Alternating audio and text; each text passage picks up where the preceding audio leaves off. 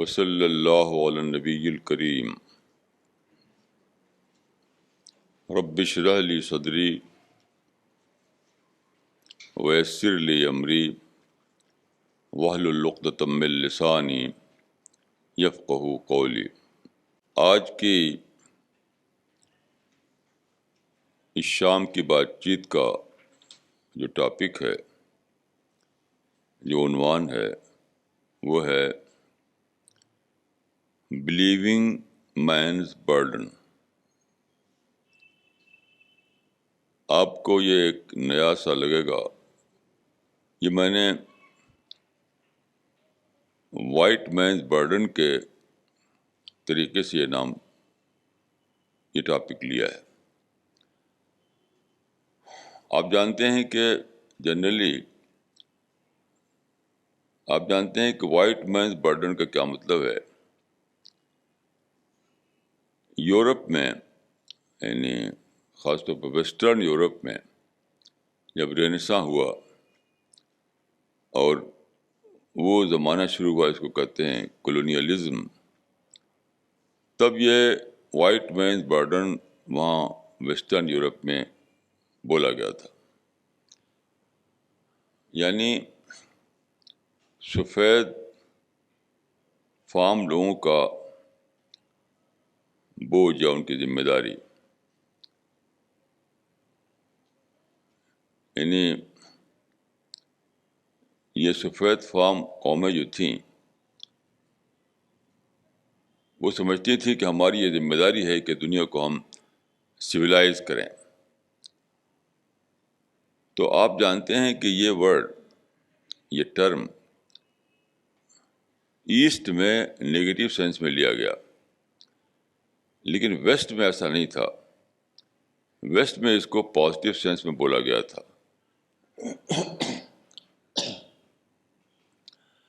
اور میں سمجھتا ہوں کہ پازیٹیو سینس ہی میں لینا صحیح تھا. اس کو ایسٹ میں غلط فہمی کی وجہ سے اس کو نیگیٹو سینس میں لیا گیا.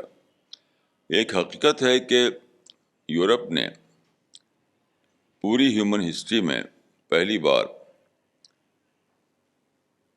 کچھ نئی چیزیں ڈسکور کی تھیں. انہوں نے نیچر کو ایکسپلور کیا، نیچر کی طاقتوں کو ڈسکور کیا اور بہت سی نئی چیزیں بنائیں. اس کے نتیجے میں ایک نئی سویلائزیشن سامنے آئی جس کو کہتے ہیں ویسٹرن سویلائزیشن. تو وہ سمجھتے تھے کہ یہ ویسٹرن سویلائزیشن یہ انسانی ہسٹری کا ایک بہت ہی اگلا فیز ہے، ہسٹوریکل ڈیولپمنٹ کا اگلا فیز ہے، اور ہماری یہ ذمہ داری ہے کہ ہم اس کو بقیہ ریسٹ آف دا ورلڈ تک پہنچائیں. تو یورپ کے باہر لوگوں نے اس کو عام طور پر نیگیٹو سینس میں لیا، لیکن میں سمجھتا ہوں کہ یہ پازیٹیو سینس میں لینا صحیح تھا اس کو. اور ایسٹ کے لوگوں نے جو معنی پہنائے وہ صرف غلط فہمی پر مبنی تھے. یہ ایک واقعہ ہے کہ یورپ نے دنیا کو بہت کچھ دیا جو اس سے پہلے دنیا کو نہیں ملا ہوا تھا. آپ انڈیا کو لیجیے، انڈیا میں یہ برٹشرس نے 200 سال رول کیا یہاں پر. یہ ایک حقیقت ہے، یہ ایک فیکٹ ہے کہ راجاؤں سے انڈیا کو وہ نہیں ملا تھا. اس کے بعد مغل رول رہا، ان سے بھی وہ نہیں ملا تھا جو کہ برٹشرس نے انڈیا کو دیا. مثلا آپ دیکھیے، سارے دیش میں انہوں نے ریل بچھا دی اور سفر کو، ٹریول کو کتنا آسان کر دیا. وہ ٹیلی گراف لائے جس کی وجہ سے کمیونیکیشن کتنا آسان ہو گیا. وہ ماڈرن انڈسٹری لائے جس نے ایک ریولوشن پیدا کر دیا انڈسٹری میں. میرے اپنے بچپن میں کپڑے کی انڈسٹری یہ تھی جب میں چھوٹا تھا کہ گاؤں کے ایک دو جلاہے ہفتے بھر محنت کر کے کچھ کپڑے موٹا چھوٹا بناتے تھے، اور وہ ہفتے میں ایک بار اس کا مارکیٹ لگتا تھا، موٹے موٹے کپڑے ہوتے تھے، ان کو لوگ خریدتے تھے. پھر اس کے بعد مانچسٹر اور لنکاشائر کے کپڑے آنے لگے. تو اس طرح کی بہت ساری چیزیں تھیں جو لائے یہ لوگ. تو یہ حقیقت ہے کہ انہوں نے دنیا کو ایسی چیزیں دی، ایسی نئی چیزیں جو اس سے پہلے دنیا کو نہیں ملی تھیں. یہاں پر انڈیا میں اور دوسرے تمام ایسٹرن کنٹریز میں وائٹ مینز برڈن کو برے سینس میں لیا گیا. لیکن میں آپ کو ایگزامپل دیتا ہوں کمپیئر کرنے کے لیے کہ دیکھیے انڈیا میں برٹشرس نے 1947 تک 1947 تک رول کیا. یہ لوگ رول کر رہے تھے ساؤتھ افریقہ میں. تو میں سمجھتا ہوں کہ انڈیا میں ایک پروسیس چلا رہے تھے یہ لوگ جو رک گیا 47 میں. لیکن ساؤتھ افریقہ میں کیا ہوا، وہاں پر فریڈم آئی 45 ایئرس کے بعد، یعنی 1993 میں. انڈیا میں آزادی آئی 1947 میں، اور ساؤتھ افریقہ میں آزادی آئی 1993 میں. انڈیا کے مقابلے میں 45 ایئرس کے بعد. جن لوگوں نے بھی ساؤتھ افریقہ کو دیکھا ہے وہ جانتے ہیں کہ وہاں بہت ترقی ہوئی ہے. آج ہمارے ہاں ورلڈ کلاس سٹیز کی باتیں ہو رہی ہیں، اگرچہ کوئی نہیں جانتا کہ ورلڈ کلاس سٹی کبھی بن پائے گا یہاں پر، لیکن ساؤتھ افریقہ میں آلریڈی ورلڈ کلاس سٹیز بن چکے ہیں. وہاں کی سڑکیں، وہاں کا ایئرپورٹ، وہاں کا انفراسٹرکچر، جو کچھ بھی ہے وہاں کا سچ مچ ہی ورلڈ کلاس ہے آج ہی.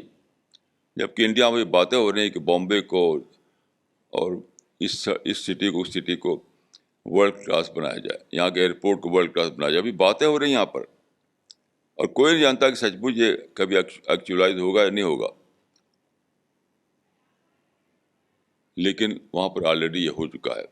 کیوں؟ برٹشرس کو وہاں زیادہ موقع ملا ساؤتھ افریقہ کو ڈیولپ کرنے کا، یہاں کم موقع ملا. میں یہ نہیں کہتا کہ فریڈم اچھی چیز نہیں ہے، فریڈم بہت اچھی چیز ہے.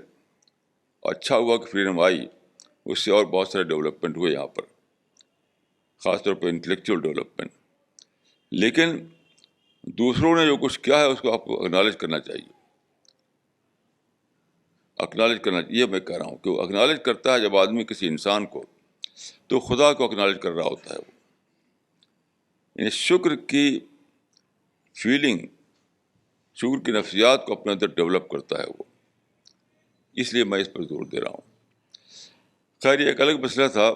تو میں یہ کہہ رہا ہوں کہ اسی طرح سے بلیونگ مینز برڈن بھی ایک صحیح ٹرم ہے. جو لوگ خدا کو مانتے ہیں، جو لوگ اسلام کو سچائی مانتے ہیں، ان کی بھی ایک بہت بڑی ذمہ داری ہے. وہ ذمہ داری کیا ہے؟ جو دین خدا کی طرف سے آیا ہے اور جو آج بھی پریزرو ہے اپنی اوریجنل حالت میں، اس کو ساری دنیا تک پہنچانا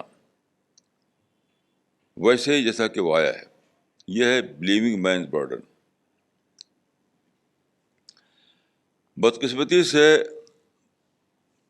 آج کے مسلمانوں کو اس کا بالکل احساس نہیں ہے. وہ جانتے ہی نہیں کہ ان کی ذمہ داری کیا ہے. دعویٰ اسپرٹ مسلمانوں میں بالکل ختم ہو چکا ہے.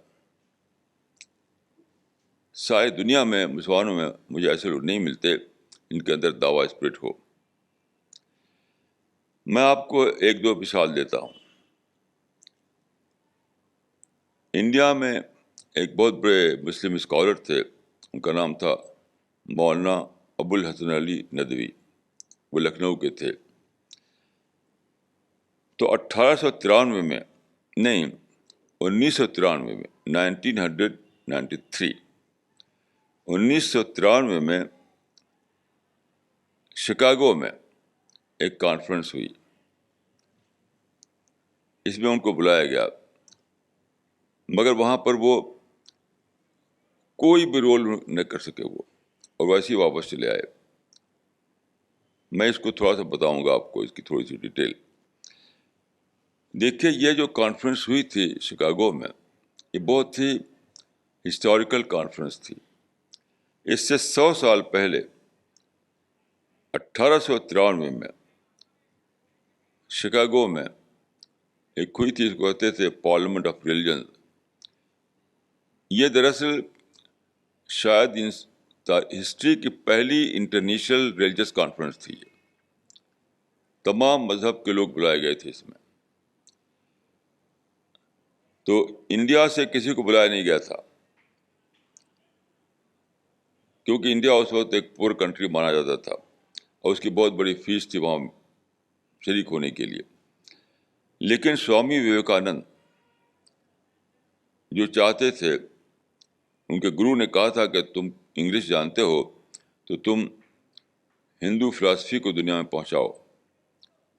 تو ان کو آگ لگی ہوئی تھی. جب پتہ چلا ان کو کہ شکاگو میں ایک کانفرنس ہو رہی ہے، تو انہوں نے چاہا کہ میں جاؤں، اگرچہ ان کو انویٹیشن نہیں آیا تھا، ان کے پاس کرایہ بھی نہیں تھا. ایک آدمی نے، ان کے ایک دوست نے کہا کہ میں ایک طرف کا کرایہ تم کو دے دیتا ہوں، یعنی شپ کا، کیونکہ شپ کا زمانہ تھا. تو ایک طرف کا شپ کا کرایہ سے وہ چلے گئے، وہاں اتر گئے وہ شکاگو میں.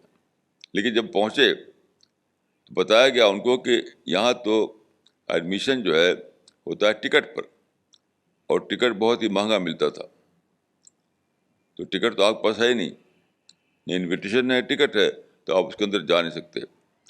یہ لمبی کہانی ہے. آخرکار ایک لیڈی کو، ان کو ترس آیا، اپنی طرف سے اس نے ٹکٹ خریدا ان کو اور دیا، اور پھر یہ گئے کانفرنس میں. جب کانفرنس میں گئے تو وہاں پر سارے لوگ جو اسپیچز دے رہے تھے وہ آج کل کے طریقے کے مطابق لیڈیز اینڈ جینٹلمین کر کے ایڈریس کر رہے تھے. Ladies and gentlemen. Swami Vivekananda جب اسٹیج پر آئے تو انہوں نے کہا، sisters and brothers of America. بس یہ سن کر کے وہاں تالیاں اتنی بجیں، اتنا ان کو وہاں پر وہ ملا قبولیت، کہ پھر کئی سال تک وہ امریکہ میں رہے اور پہلا ویدک سینٹر انہوں نے قائم کیا. اس کے 100 سال کے بعد 1993 میں دوبارہ شکاگو میں اسی کی یاد میں کانفرنس ہوئی، اور ساری دنیا کے لوگ بلائے گئے. اسلام کی نمائندگی کے لیے مولانا ابو الحسن ندوی کو انویٹیشن آیا. ان کو تو بیچارے کو نہ ٹکٹ آیا تھا نہ کرایہ آیا تھا. ان کو تو یعنی 2 ٹکٹ آئے، وہاں پہ ہوٹل میں انتظام کیا گیا ٹھہرنے کا ان کا. اپنے ساتھی مولانا رابع صاحب کے ساتھ ایک گئے وہاں پر. خود رابع صاحب نے لکھا ہے اپنی کتاب میں، جس کا نام ہے احدثات شخصیت، جو ساتھ تھے ان کے اور جو ان کے اب جانشین ہیں، سکسیسر ہیں ان کے. تو انہوں نے لکھا ہے کہ مولانا علی میاں ایک تو 2 دن دیر کر کے پہنچے وہاں، آخری دن، یعنی 3 دن کی کانفرنس تھی، 2 دن لیٹ کر کے تیسرے دن پہنچے. اس کے بعد جب وہاں گئے جہاں کہ جلسہ ہو رہا تھا، تو انہوں نے لکھا ہے کہ میدان کھچا کھچ بھرا ہوا تھا، سارے ریلیجن کے لوگ وہاں آ چکے تھے. پھر کسی نمائندے نے، غالباً ہندو نمائندے نے، وہاں پر بھجن اور منتر شروع کیا. بھجن اور منتر، یہ لوگ شروع میں، یعنی اپنی اسپیچ کے شروع میں ایسا کرتے ہیں کہ کچھ بھجن اور منتر پڑھتے ہیں. تو انہوں نے لکھا ہے کہ بھجن اور منتر کی وجہ سے مولانا کو وہاں کی فضا میں بہت ظلمت محسوس ہوئی. ظلمت مینس ڈارکنیس، یعنی وہاں کا انوائرمنٹ ان کو بہت ڈارکنیس محسوس ہوئی، اور پھر انسسٹ کر کے وہاں سے واپس آ گئے، بغیر کچھ بولے ہوئے، بغیر کچھ اسپیچ دیے ہوئے. آپ غور کیجئے یہ کیوں ایسا ہوا. اس لیے ہوا کہ دعویٰ اسپرٹ نہیں. سوامی وویکانند نے جو سفر کیا تھا تو ان کے اندر ایک اسپرٹ تھی کہ مجھے اپنے میسج کو پہنچانا ہے، کیونکہ میرے گرو نے کہا ہے کہ پہنچاؤ.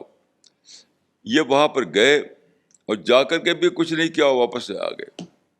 یہ جو یہ کتاب چھپی ہے ندوہ سے، اس کا نام ہے احساس شخصیت، اس میں یہ چھپا ہوا ہے. یہ ہے مسلمانوں کے اندر دعویٰ اسپرٹ نہ ہونے کی مثال. ایک ٹاپ کے آدمی کا یہ میں واقعہ بیان کیا آپ کے سامنے. اسی طرح اس سے پہلے 1903 میں 1903 میں انڈیا میں برٹش رول تھا. اس وقت لارڈ کرزن یہاں کا وائسرائے تھا. تو لارڈ کرزن نے یہ پلان بنایا کہ گلف کنٹریز میں جائے، وہاں پر لوگوں سے ایڈریس کرے، ملاقات کرے، یعنی وہاں کے عرب لیڈروں سے. تو اس کو ضرورت تھی کہ ایک ٹرانسلیٹر ایک آدمی ہو. تو اس وقت سے ایک مولانا حمید الدین فرائی، وہ عربی اچھے جانتے تھے. اسی کے ساتھ انہوں نے علی گڑھ میں BA کیا تھا، تو انگلش بھی جانتے تھے. تو ان کو میسج آیا کہ وہ چلیں ان کے ساتھ، لیکن وہ تیار نہیں ہوئے، کیونکہ آپ جانتے ہیں اس زمانے کے ہمارے علماء جو تھے وہ سب کے سب انگریزوں سے نفرت کرتے تھے. سب لکھا ہوا کتابوں میں کہ انگریزوں سے نفرت کرتے تھے. وہ تو جانے کو تیار نہیں تھے. ان کے استاد مولانا شبلی نعمانی نے بہت کہا تو ریلیکٹنٹلی وہ گئے ان کے ساتھ. لیکن صرف یہ کیا انہوں نے کہ ان کے بعد اسپیچز کے ترجمے کر دیے اور کچھ بھی ان سے بات چیت نہیں ہوئی. بس یعنی ایک ٹاپ کا ایک انگریز جو انڈیا میں وائسرائے تھا اور وہاں کا ایک بڑا لیڈر تھا برٹن کا، وہ ملتا ہے آپ کو ساتھ، یعنی کئی ہفتے کے لیے. کتنا گولڈن چانس تھا، گولڈن اپرچونٹی تھی کہ اس کو اسلام کی باتیں بتائیں. وہ اتنا زیادہ، یعنی اس میں لکھا ہے ان کے حالات میں کہ جب وہاں پہنچے یہ لوگ تو لارڈ کرزن کسی بات کے سلسلے میں آتا تھا ان کے کمرے میں، تو یہ اپنی چیئر پہ بیٹھے رہتے تھے، اٹھتے نہیں تھے. اور جب یہ جاتے تھے لارڈ کرزن کے کمرے میں تو اٹھ کے کھڑا ہوتا تھا. اتنا ریسپیکٹ دیتا تھا وہ. تب بھی انہوں نے اسلام کی کوئی بات اس کو نہیں بتائی. یہ تھا مسلمانوں کا، یعنی کئی سو سال سے دعویٰ اسپرٹ مسلمانوں میں ختم ہو گئی ہے. اس کی ایک مثال دیکھیے. سب سے بڑی چیز جو خدا کو مطلوب ہے وہ ہے دعویٰ اسپرٹ. آج میرے پاس ٹیلیفون آیا تھا حیدرآباد سے حبیب بھائی کا، تو بات ہوئی کہ مسلمانوں کا اسکول کھولا جائے، کوئی کمیونٹی ورک کیا جائے. ایک صاحب نے ان سے کہا، تو میں نے کہا کہ اس وقت کوئی بھی کام نہیں کرنا ہے سوائے اس کے کہ دعویٰ ورک. بس باقی کام دنیا کر ہی رہی ہے، سارے لوگ لگے ہوئے ان کاموں میں، آپ کیوں لگا اس کام میں؟ تو چونکہ لوگوں کو احساس نہیں ہے دعوت کی اہمیت کا، اس کے احساس نہیں، اس کی بھی گہری وجہ ہے. وہ یہ ہے کہ پچھلے دور میں جو جس کو ہم کولونیل پیریڈ کہتے ہیں، اس کے نتیجے مسلمانوں کے اندر ہیٹ آ گئی. ہیٹ، سب کے لیے ہیٹ. جتنے بھی نان مسلم ہیں سب کے لیے ہیٹ ان کے دلوں میں ہے. کوئی خیرخواہی نہیں، کوئی ہمدردی نہیں، کوئی محبت نہیں. اب جب ہیٹ کر رہے ہوں جو لوگ دوسروں سے، تو ان کو دعوت کس لیے دیں گے؟ دعوت کا مطلب تو یہ ہے کہ ان کو پیراڈائز میں لے جانے کی کوشش. تو جب آپ ہیٹ کر رہے ہیں تو پیراڈائز میں لے جانے کی کوشش کیوں کریں گے آپ؟ پھر تو کہیں کہ اچھا جائے، ہیل میں جائے. تو یہ سادہ بات نہیں ہے، بہت ہی امپورٹنٹ بات ہے کہ ہمیں انسان سے محبت کرنا تھا لیکن ہم انسان سے نفرت کرنے لگے. ہمیں انسان سے محبت کرنا تھا، ہم انسان سے نفرت کرنے لگے. اس لیے دعوی ورک ختم ہو گیا. دیکھیے میں آپ کو عرض کروں کہ پرافٹ کا طریقہ کیا تھا. آپ رسول اللہ صلی اللہ علیہ وسلم نے اپنے آخری زمانے میں حجۃ الوداع کیا تھا، کوئی تقریباً 2.5 مہینہ پہلے، ڈیتھ سے 2.5 مہینہ پہلے. تو حج کے بعد آپ نے کہا اپنے ساتھیوں سے، کمپینین سے، کہ تم لوگ دعوی ورک کے لیے چلے جاؤ دنیا میں. ان اللہ بعثنی کافۃ للناس فاتبعونی، خدا نے مجھے ساری دنیا کے لیے بھیجا ہے تو تم دنیا میں چلے جاؤ. تو کتابوں میں آتا ہے کہ جس کا گھوڑا جس طرف کھڑا ہوا تھا، جس رخ پر وہ کھڑا تھا، اسی رخ پر وہ نکل گیا. ادھر گھوڑا کھڑا تھا ادھر چلا گیا، ادھر گھوڑا کھڑا ادھر چلا گیا. مطلب یہ کہنے کا انداز ہے کہ لوگ پھر گھروں کو نہیں لوٹے، اپنی ساری سواریوں کو لے کر نکل گئے عرب کے باہر. یہ وجہ ہے کہ آپ مکہ مدینہ میں جائیں تو وہاں آپ کو کمپینین کی قبریں نہیں ملیں گی، بہت کم ملیں گی. یہاں پر دیکھیے میں ایک بات اور عرض کروں گا کہ یہ جو دعوی ورک ہے یہ کیا ہے؟ دعوی ورک کا مطلب ہے انٹریکشن. انسانوں کے درمیان گھس جانا. تو جن ملکوں میں آپ بھیج رہے تھے ان کی لینگویج الگ تھی. عربک لینگویج تو بولتے نہیں تھے وہ لوگ. جیسے مصر میں قبطی لینگویج تھی، لیبیا میں بربری لینگویج تھی، شام میں سیرین لینگویج تھی، فلسطین میں عبری لینگویج تھی، عبرانی لینگویج، شام میں سیرین لینگویج تھی. آپ نے کہا کہ نہیں جاؤ، تو وہاں جا کر ظاہر ہے کہ ایسے لوگوں پہ جانا تھا ان کے بیچ میں لینگویج گیپ تھا. پھر بھی بھیج دیا آپ نے لوگوں کو. کیوں؟ انسان کی کیپیسٹی اتنی زیادہ ہے کہ بہت جلد وہ لینگویج کو سیکھ لیتا ہے جب انٹریکشن ہوتا ہے.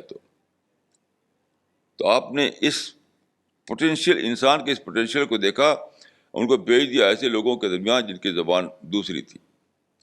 چنانچہ تاریخ بتاتی ہے کہ وہاں گئے، وہ ان کی زبانیں سیکھی اور ایک بہت بڑے ایریا کو انہوں نے اسلامائز کر دیا، جس کو آج آپ عرب لینڈ کہتے ہیں. اسی قسم کی مثال ملتی ہے حضرت مسیح کے یہاں.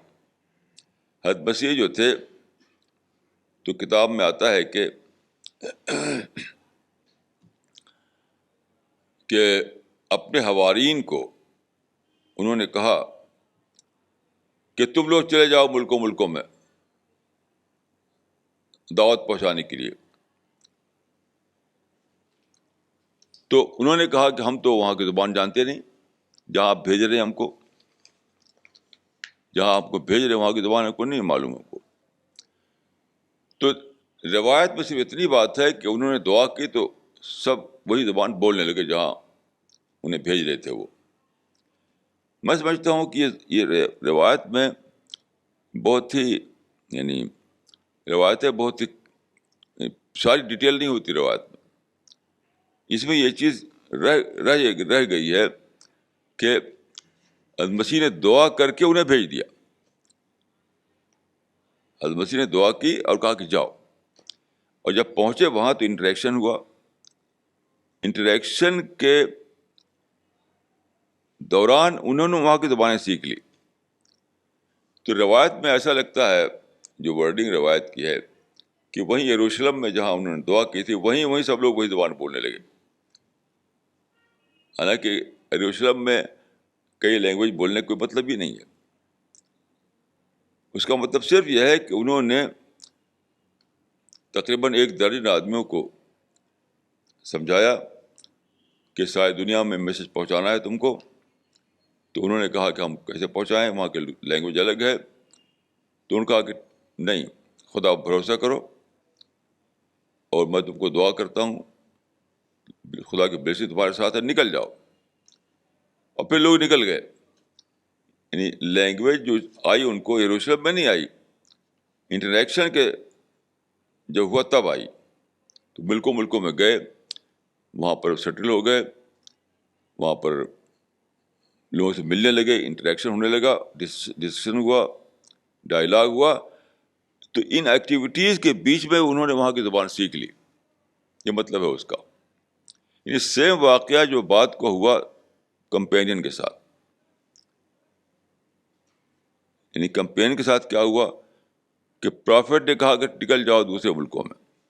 وہ چلے گئے وہاں, مطلب سیریا میں, پیلسٹائن میں, ایجپٹ میں اور عراق میں, لیبیا میں, یہ سارے کنٹریز میں چلے گئے. وہ ایران میں, ہر جگہ انہوں نے دعوت پہنچائی, جبکہ وہاں کی زبان وہ نہیں جانتے تھے.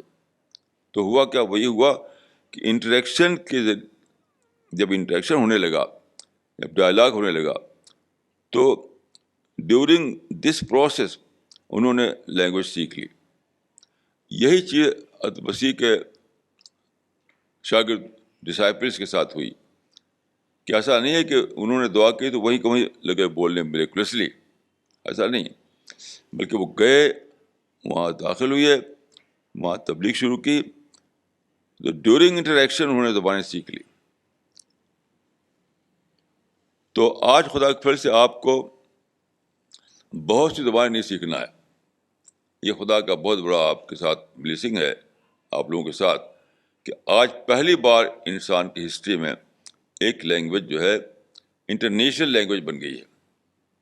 اس سے پہلے کبھی نہیں ہوا تھا ایسا. کبھی بھی ایسا نہیں ہوا تھا کہ ایک لینگویج اور دنیا کے میجارٹی سمجھنے لگے, بولنے لگے. جیسا کہ سروے سے پتہ چلا ہے کہ دنیا کے لگ بھگ 75 لوگ انگلش کو سمجھتے ہیں. اسی کو کہتے ہیں انٹرنیشنل لینگویج ہو جانا ایک زبان کا. تو آپ لوگوں کو کتنی آسانی ہے کہ ایک لینگویج میں آپ ساری دنیا میں میسج پہنچا سکتے ہیں. اگرچہ اسی کے ساتھ ریجنل لینگویجز ہیں بہت ساری, جیسے انڈیا میں آپ جانتے ہیں کہ تیلگو ہے, تمل ہے, ملیالم ہے, بنگلہ ہے, ڈفرینٹ لینگویجز ہیں. تو وہ کام اپنی جگہ باقی ہے, وہ کرنا ہے, اس میں کوئی شک نہیں. لیکن اس کے باوجود میں کہوں گا کہ انٹرنیشنل لینگویج ایک بن چکی ہے, اور اس کے ذریعے آپ کمپیوٹر کے ذریعے ساری دنیا میں آپ ایک ہی لینگویج سے پہنچا سکتے ہیں. اور پھر جن لوگوں تک آپ پہنچائیں گے میسج, وہ اپنی اپنی جگہ پر ریجنل لینگویجز میں بات کریں گے. یعنی آپ اگر صرف اتنا کر دیں کہ دنیا بھر میں پہنچا دیں میسج انگلش نوئنگ لوگوں کے تک, تو پھر وہ لوگ یہ کریں گے اپنے لوکل لینگویج میں اس کو ٹرانسلیٹ کریں گے, لوکل لینگویج میں وہ پہنچائیں گے اس کو. تو کتنا آسان ہو گیا, کتنی بڑی بلیسنگ ہے آپ کے ساتھ یہ خدا کی.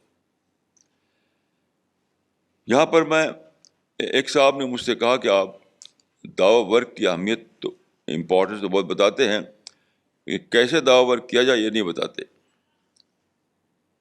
تو یہاں پر میں کہوں گا کہ سب سے امپورٹنٹ چیز اسپرٹ ہے. رسول اللہ صلی اللہ علیہ وسلم نے کوئی میتھڈ نہیں بتایا تھا. جب آپ نے کہا کہ چلے جاؤ ملکوں میں, تو آپ نے کوئی میتھڈ نہیں بتایا. ایسے ہی جب جیسس کرائسٹ نے کہا کہ چلے جاؤ ملکوں میں, انہوں نے بھی کوئی میتھڈ نہیں بتایا. تو میتھڈ آپ خود بناتے ہیں, میتھڈ آپ خود بناتے ہیں. پھر بھی میں آپ کو چند باتیں عرض کرنا چاہوں گا, اور خدا کے فضل سے آپ وہ کر بھی رہے ہیں, یعنی آپ ان کاموں کو شروع کر چکے ہیں. مثلا اس زمانے میں دیکھیے کمپیوٹر کی, انٹرنیٹ کی اتنی امپورٹنس ہو گئی ہے. ویب سائٹ کے ذریعے آپ ساری دنیا میں بات پہنچا سکتے ہیں, اور اللہ کے فضل سے آپ اس کو استعمال کرنا شروع کر دیا ہے آپ نے. یعنی آپ جو یعنی یہ کام آلریڈی آپ کر رہے ہیں اور بڑھا رہے ہیں اس کام کو, کہ ویب سائٹ پر ساری باتیں لا رہے ہیں. تو یہ بہت بڑی بات ہے. اس طریقے سے آپ یہ بھی اس پر بھی آپ سوچ وچار کر رہے ہیں اور بہت اچھا ہے. مجھے معلوم ہو کہ آج ہی اس پر سوچ وچار ہوا کہ آپ لوگ ایک اور میٹنگ کریں. یہ جو میٹنگ ہوتی ہے فرائیڈے کو اور سنڈے کو، اس کے علاوہ اس میں صرف آپ لوگ ہوں، میں نہ رہوں اس میں. تو اس قسم کی میٹنگ آلریڈی بنگلور میں سارا کرتی ہیں، آپ لوگ بھی یہاں کریں.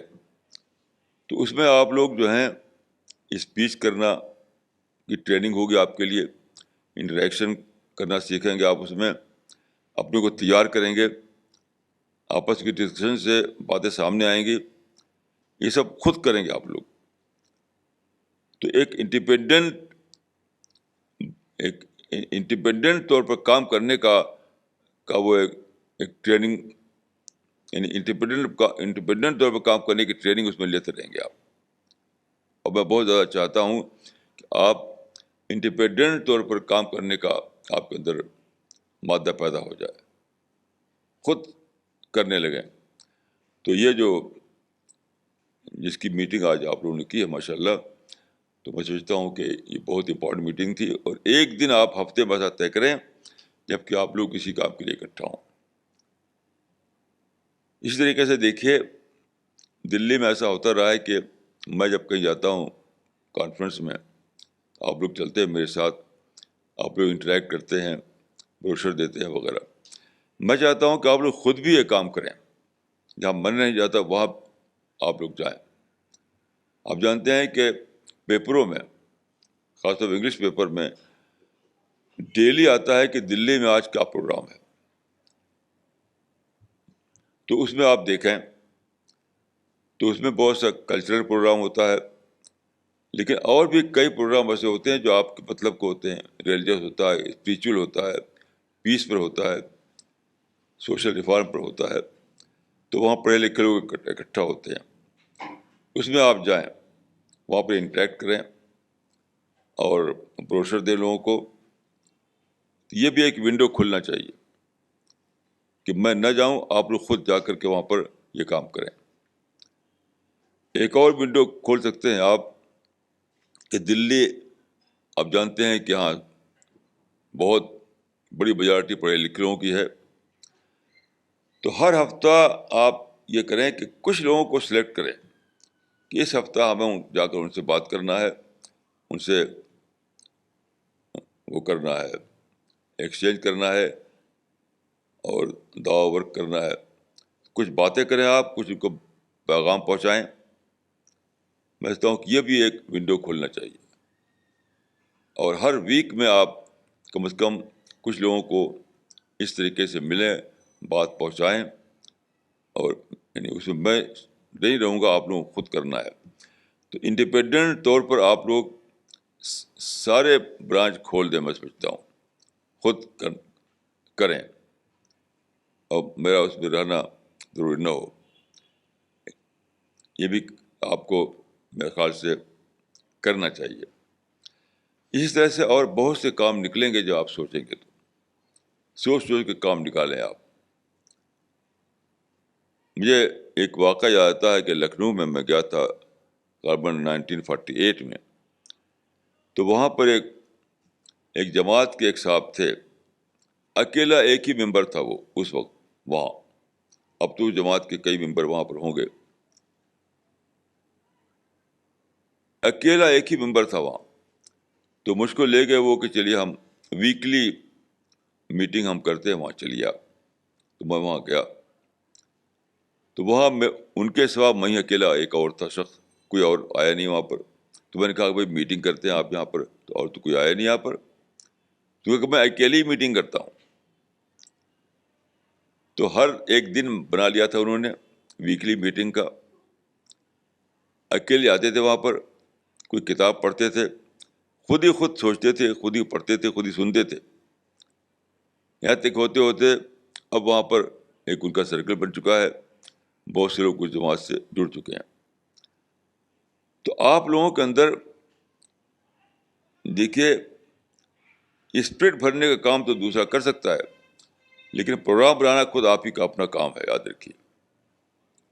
رسول اللہ نے اسپرٹ بھری تھی لوگوں کے اندر، لیکن پروگرام کچھ بھی نہیں دیا تھا. حضرت مسیح نے اپنے شاگردوں میں جو ڈسائپل تھے ان میں اسپرٹ بھری تھی، لیکن پروگرام کچھ نہیں دیا تھا. تو یہ آپ ایکسپیکٹ نہ کریں کہ آپ کو کوئی ایک بہت ہی لگا وضع پروگرام دیا جائے گا. نہیں، آپ کو خود ہی پروگرام بنانا ہے، خود پروگرام ساز بننا ہے. کیونکہ دیکھیے لگا بھدا پروگرام کبھی بھی ورک نہیں کرتا انسانوں میں.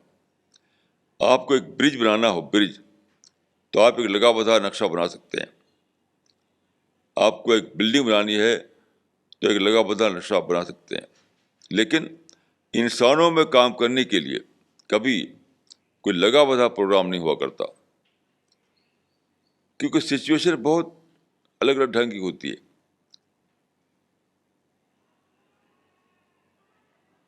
بلکہ ہر آدمی ایک الگ دنیا ہوتا ہے. کہا جاتا ہے کہ ہر آدمی عالم صغیر ہے، یعنی ہر آدمی اپنے آپ میں ایک دنیا ہے. تو آپ ایسا پروگرام کیسے بنا سکتے ہیں جو سب پر اپلائی ہو؟ آپ جہاں ہیں، جس سچویشن میں ہیں، جن لوگوں سے آپ کا انٹریکشن ہو رہا ہے، تو آپ کو خود ہی سوچ سوچ کر وہاں پر پروگرام بنانا پڑے گا. خود آپ بھی پہلے سے اگر پروگرام بنا لیں، 1 سال پہلے فرض کیجیے، تو ضروری ہے کہ دسمبر میں جو ہونا والا ہے آپ کا انٹریکشن کہیں، وہ وہاں پر اپلیکیبل ہو. تو نہ کسی اور کا دیا ہوا پروگرام، نہ آپ کا اپنا بنایا ہوا پروگرام نہیں چل سکتا. دین اینڈ دیر آپ کو بنانا پڑتا ہے پروگرام. کیونکہ انسان جو ہے، آپ جانتے ہیں کہ انسان بہت انوکھی چیز ہے. انسان ایک بدلتا رہتا ہے، الگ الگ سوچ اس کی ہوتی رہتی ہے، حالات میں فرق ہوتا رہتا ہے. تو آپ کو اصل چیز ہے کہ دعوت آپ کا سپریم کنسرن بن جائے. میں سمجھتا ہوں کہ امپورٹنٹ اس بات کی ہے کہ دعوت آپ کا سپریم کنسرن بن جائے. میں ایک واقعہ یاد کرتا ہوں یہاں، جو بہت ہی آئی اوپنر ہے. دیکھیے 13 سینچری AD میں ایک بہت بڑا واقعہ ہوا اسلام کی تاریخ میں، کہ تاتاری جو ٹرائبس تھے انہوں نے ایران سے لے کر کے سیریا تک سارا کیپچر کر لیا مسلم ورلڈ کو. اس وقت عباسد حکومت تھی وہاں پر، اور سب توڑ پھوڑ ڈالا. تو اس زمانے میں کیا ہوا کہ ایک دن ایک شیخ تھے، ان کا نام تھا شیخ جمال الدین. ایک دن وہ نکلے تو کہیں جنگل میں پہنچ گئے. وہاں پر ایک تاتاری پرنس، جس کا نام تھا تغلق تیمور خان، وہ وہاں آیا ہوا تھا ہنٹنگ کے لیے. تو وہ لوگ ایرانیوں کو، یہ ایرانی تھے، بہت ہی ہیٹ کرتے تھے. وہ تو شیخ جمال الدین جو ایرانی تھے، اس کو دیکھا تو بہت ہی یعنی ہیٹ کی نظر سے دیکھا، اور کہا کہ تم سے تو اچھا میرا ایک کتا ہے. اس کے ہنٹر کتا جو تھا ساتھ اس کے، اس نے کہا کہ تم ایرانیوں سے زیادہ اچھا تو میرا ایک کتا ہے. تو شیخ جمال الدین جو ہے وہ غصہ نہیں ہوئے، انہوں نے ریئیکٹ نہیں کیا. وہ ایک عالم تھے، سچے عالم. انہوں نے کہا کہ اگر مجھے ایمان نہ ملا ہوتا تو ضرور میں تمہارے کتے سے برا تھا اور تمہارا کتا مجھ سے اچھا تھا. اگر مجھے ایمان نہ ملا ہوا ہوتا تو ضرور تمہارا کتا ہی مجھ سے اچھا ہوتا، میں تمہارے کتے سے برا ہوتا. اب یہ تغلق تیمور جو تھا، اس نے ایسے شبد کبھی سنے نہیں تھے کہ ایمان کوئی ایسی چیز ہے جو آدمی کو کتے سے اچھا بنا دیتی ہے، سب سے اچھا بنا دیتی ہے. تو اس نے کہا اچھا میرے ٹینٹ میں آؤ. وہ ٹینٹ میں لے گیا، ان کو باتیں کی، انہوں نے اسلام کی باتیں کی، اور وہ کافی اس پر اثر پڑا اس کا. اس نے کہا کہ میں اس وقت وہ پرنس تھا، اس نے کہا کہ میں یعنی کراؤن پرنس تھا وہ. اس نے کہا کہ میری جب تخت نشینی ہو، جب میں تھرون پر بیٹھوں تو تم میرے پاس آنا، کیونکہ ابھی میرے کنٹرول میں کچھ نہیں ہے، کنگ دوسرا ہے آدمی ہے. تو کیا ہوا، شیخ جمال الدین جو تھے اس انتظار میں کہ کب اس کی یہ تخت پر بیٹھے، وہ مر گئے بیچارے، کیونکہ ابھی وہ ٹائم نہیں آیا. تو مرتے ہوئے اپنے بیٹے سے انہوں نے کہا کہ دیکھو ایسا ایسا واقعہ ہوا ہے، جب تم سنو کہ تغلق تیمور خان تخت پر بیٹھا، یعنی اس کی وہ ہو گئی ہے، یعنی تخت کنگ کی جگہ پر وہ آ گیا ہے وہ، تو تم جانا اور یہ بات بتانا تم کو جو میرے ساتھ ہوئی ہے. تو جب انہوں نے سنا کہ تغلق تیمور خان بادشاہ بن گیا ہے تو گئے، وہ وہاں شہر میں پہنچے، ایران میں تھا وہ. تو محل میں جب پہنچے اس کے گیٹ پر، تو اس کے جو سیکورٹی لوگ تھے وہاں، سیکورٹی والے جو دربان، انہوں نے اس کو اندر جانے نہیں دیا، کیونکہ وہ لوگ ایرانی سے ہیٹ کرتے تھے. اب کیا کریں، یہ لڑ تو سکتے نہیں. بیچارے محل کو چھوڑ کے باہر آ گئے.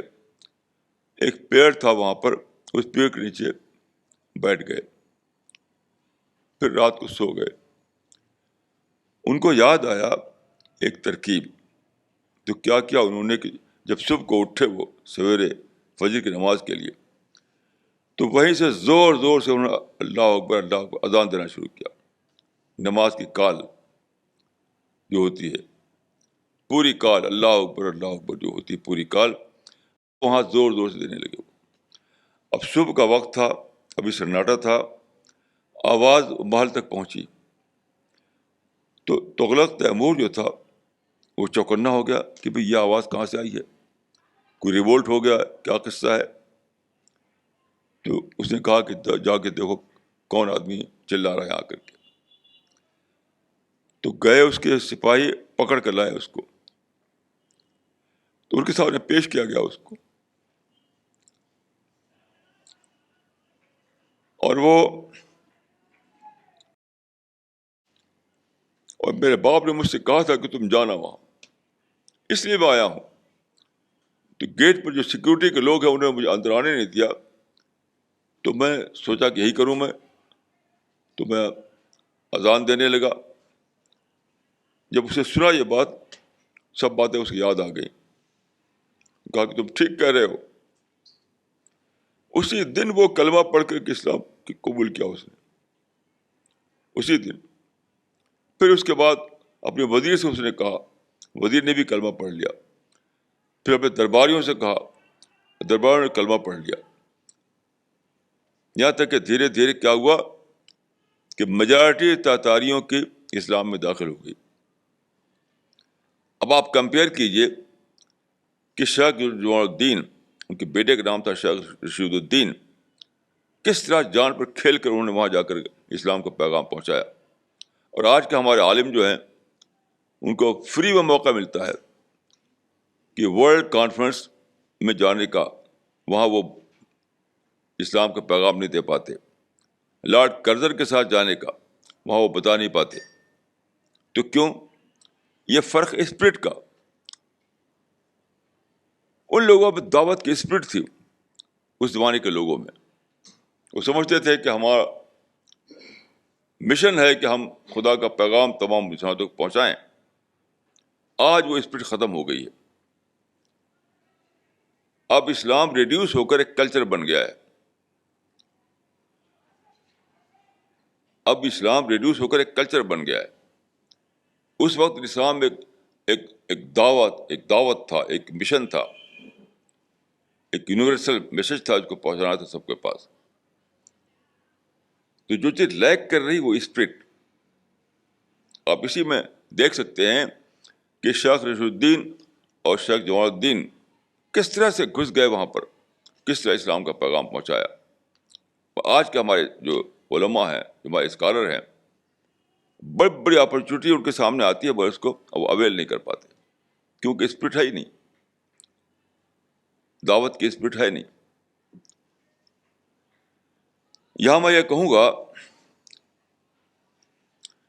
کہ یہ جو جس زمانے میں ہم آج ہیں, جس کو میں کہتا ہوں کہ اسلام ایک کلچر بن گیا ہے, تو کلچر کیا ہوتا ہے؟ کلچر میں یہ ہوتا ہے کہ دوسرے آپ کا کنسرن نہیں رہتے, اپنے لوگ سے اپنا کنسرن رہتے ہیں. تو آج کا آپ دیکھیے, نمازوں کی دھوم ہے, روزے کی دھوم ہے, حج کی دھوم ہے, یعنی وہ اسلام کی ٹیچنگ جن کا تعلق اپنے سے مسلمانوں سے ہے, اس کی خوب دھوم ہے. یعنی حج میں رسول اللہ کے ساتھ 1,25,000 آدمی تھے, ابھی 30 لاکھ انسانوں نے, اس وقت 1.25 لاکھ انسان تھے, اس وقت 30 لاکھ انسانوں نے حج کیا ہے. کتنا فرق ہے. اتنی مسجدیں ہیں انڈیا میں, 5.5 لاکھ مسجدیں ہیں, اور سارے مسجدیں بھری رہتی ہیں. تو ایک دھوم ہے ان چیزوں کی جس کو ہم کہتے ہیں کہ مسلم اورینٹڈ ٹیچنگ. لیکن دعویٰ اسپرٹ ختم ہے, دعوت کوئی کام ہی نہیں ہے. یہاں میں عرض کروں گا کہ اسلام کی تمام ٹیچنگ جو ہے اس میں دعوت ہی ایک ایسا حکم ہے, ایک ایسی ٹیچنگ ہے جس کا تعلق سارے انسانوں سے ہے, جو اپنے آپ میں ایک یونیورسل میسج ہے. جیسے مثال کے طور پر آپ نماز کی موومنٹ چلائیں اور ساری مسجدیں بھر جائیں, تو کیا ہوگا؟ مسلمان سے ملے گا, مسلمان کی انٹریکشن مسلمان سے ہوگا, کہ محلے بھر کے لوگ ایک مسجد میں آ گئے, وہاں آپس میں مل رہے ہیں. لیکن دعویٰ ورک جو ہے اس میں آپ کو دوسروں سے ملنا پڑتا ہے, اس میں آپ کو دوسرے نان مسلم سے ملنا پڑتا ہے. اسی لیے ہمارے ہاں جو سب سے بڑی مومنٹ مانی جاتی ہے مسلمانوں میں, اس کے جو وہ لکھے ہوئے ہیں, اس کے قاعدے اور ضابطے, اس میں اکرام مسلم لکھا ہوا ہے, اکرام انسان نہیں لکھا ہوا ہے. تو مسلم اورینٹڈ ایکٹیویٹیز ہیں مسلمانوں میں, اور انسان اورینٹڈ ایکٹیویٹیز بالکل ختم ہے.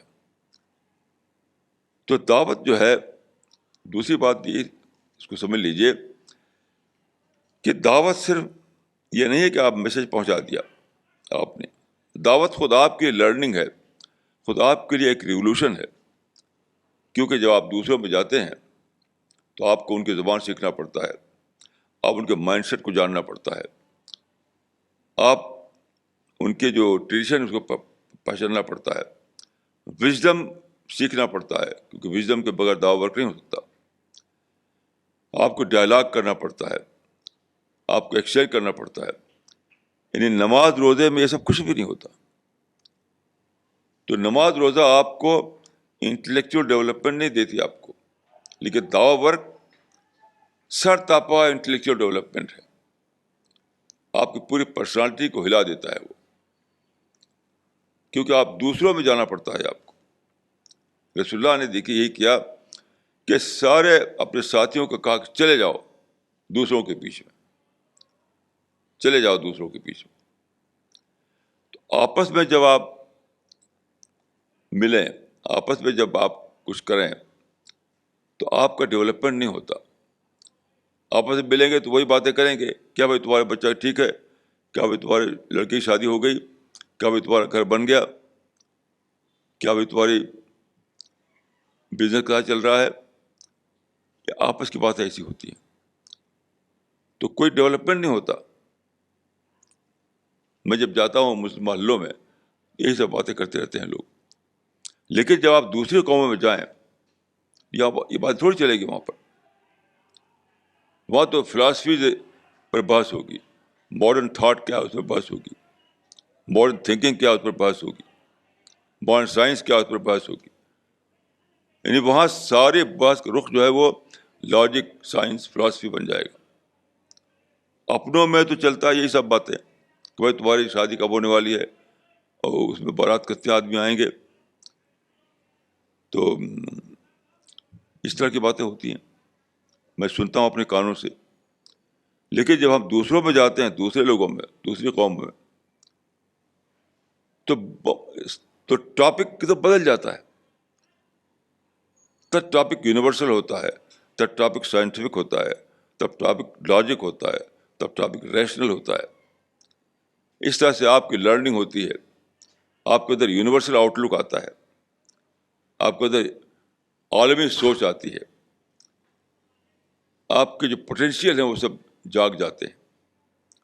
تو میں سمجھتا ہوں کہ دعوی ورک جو ہے وہ صرف دعوی ورک نہیں ہے، وہ ایک پورا ریولوشن ہے، پورا ایک ریولوشن.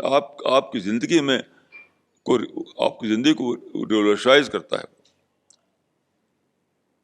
آپ کو ایک لوکل دنیا سے اٹھا کر یونیورسل دنیا میں پہنچا دیتا ہے. یہ وجہ ہے کہ جب رسول اللہ صلی اللہ علیہ وسلم نے ان کو دنیا میں ڈھکیل دیا، دنیا میں داخل کر دیا، تو آپ جانتے ہیں کہ وہ لوگ یعنی علم کے امام بن گئے. یعنی آپ جانتے ہیں کہ عرب میں، یعنی عرب کے لوگ جو تھے وہ ایک سلیپی نیشن کہے جاتے تھے. سلیپی نیشن یعنی خفتہ قوم، عرب کے لوگ.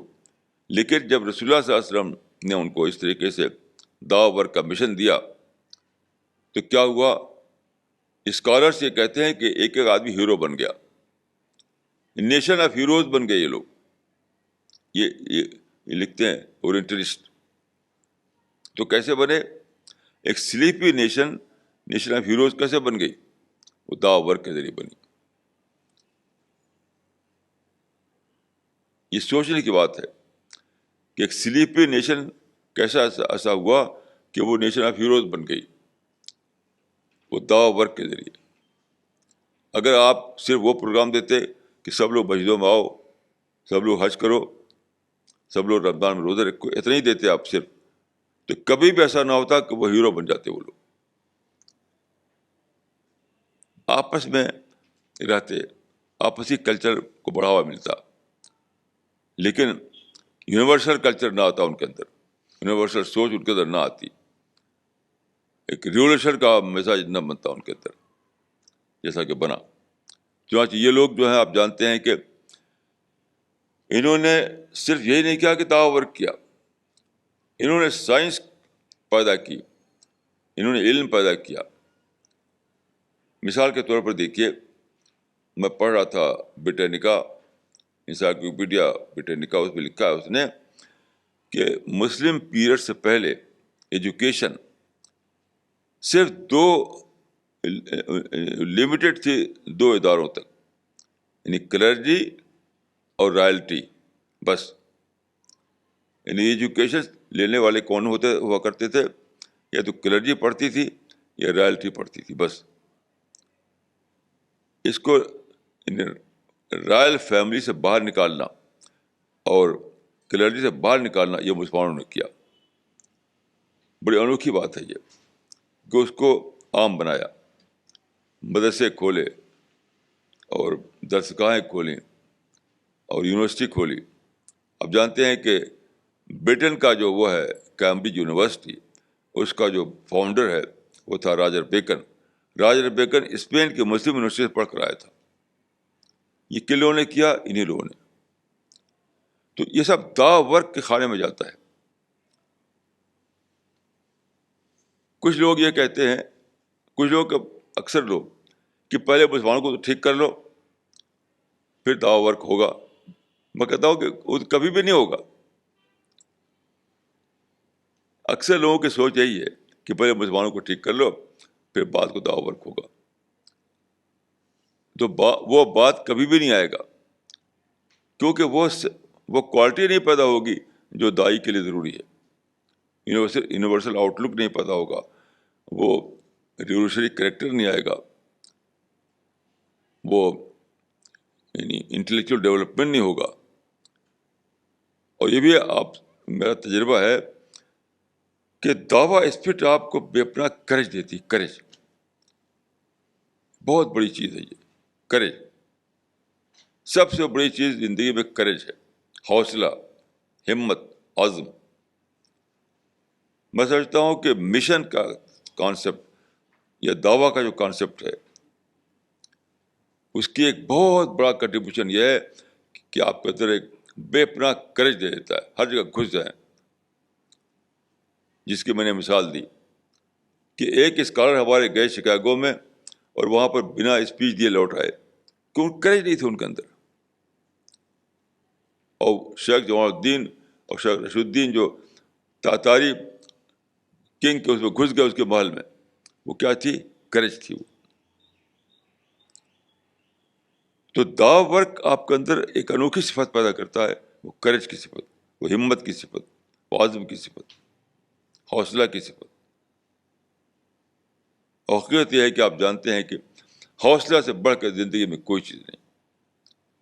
میں نے ایک واقعہ یہاں بتایا تھا اس سے پہلے، نپولین کا واقعہ تھا کہ ایک دن ایسا ہوا کہ صبح کو نپولین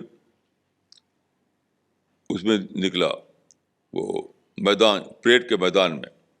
ابھی تھوڑا اندھیرا تھا، صبح ہو چکی تھی مگر ابھی اندھیرا تھا. تو وہ میدان میں کھڑا ہوا تھا، پریڈ کے میدان میں. تو اس کی فوج کا ایک آدمی پیچھے سے آیا اور نپولین کے بیک کی طرف سے، اور ہائی جمپ کر گیا. نپولین کو ہائی جمپ کر کے آگے جا کھڑا ہو گیا.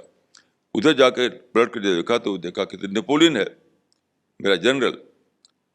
تو کیا ہوا؟ وہ کریپس کرے گا، مر گیا. وہ جب تک اس کو پتا نہیں تھا کہ یہ نپولین ہے تو اس کے اوپر وہ ہائی جمپ کر جاتا، ہائی جمپ، JUMP. اس کے اوپر، اس کے سر کے اوپر سے کود کر کے ادھر چلا جاتا ہے. لیکن جب پتہ چلتا ہے کہ تو نپولین ہے، میرا جنرل، تو کریپس کر جاتا ہے. یہ ہے ہمت کی بات، حوصلہ کی بات. تو میں سمجھتا ہوں کہ صرف نماز روزہ کرانے سے کبھی بھی حوصلہ پیدا نہیں ہوگا. حوصلہ پیدا نہیں ہوگا تو دعوت کیا کریں گے آپ؟ جو لوگ یہ کہتے ہیں کہ نماز روزہ کراؤ پہلے مسلمانوں میں، پھر بات کو دعوت کا کام کریں گے، تو ہمارے دیہات میں ایک مثل ہے دیہاتی زبان میں کہ نہ 9 من سرسوں ہوگی نہ رادھا ناچے گی. یہ ہمارے گاؤں میں ایک مثل ہوتی ہے کہ نہ 9 من سرسوں ہوگی نہ رادھا ناچے گی. تو وہ اسپرٹ، وہ حوصلہ، وہ ہمت ہی پیدا نہیں ہوگی تو آپ دعوت کا کام کیا کریں گے؟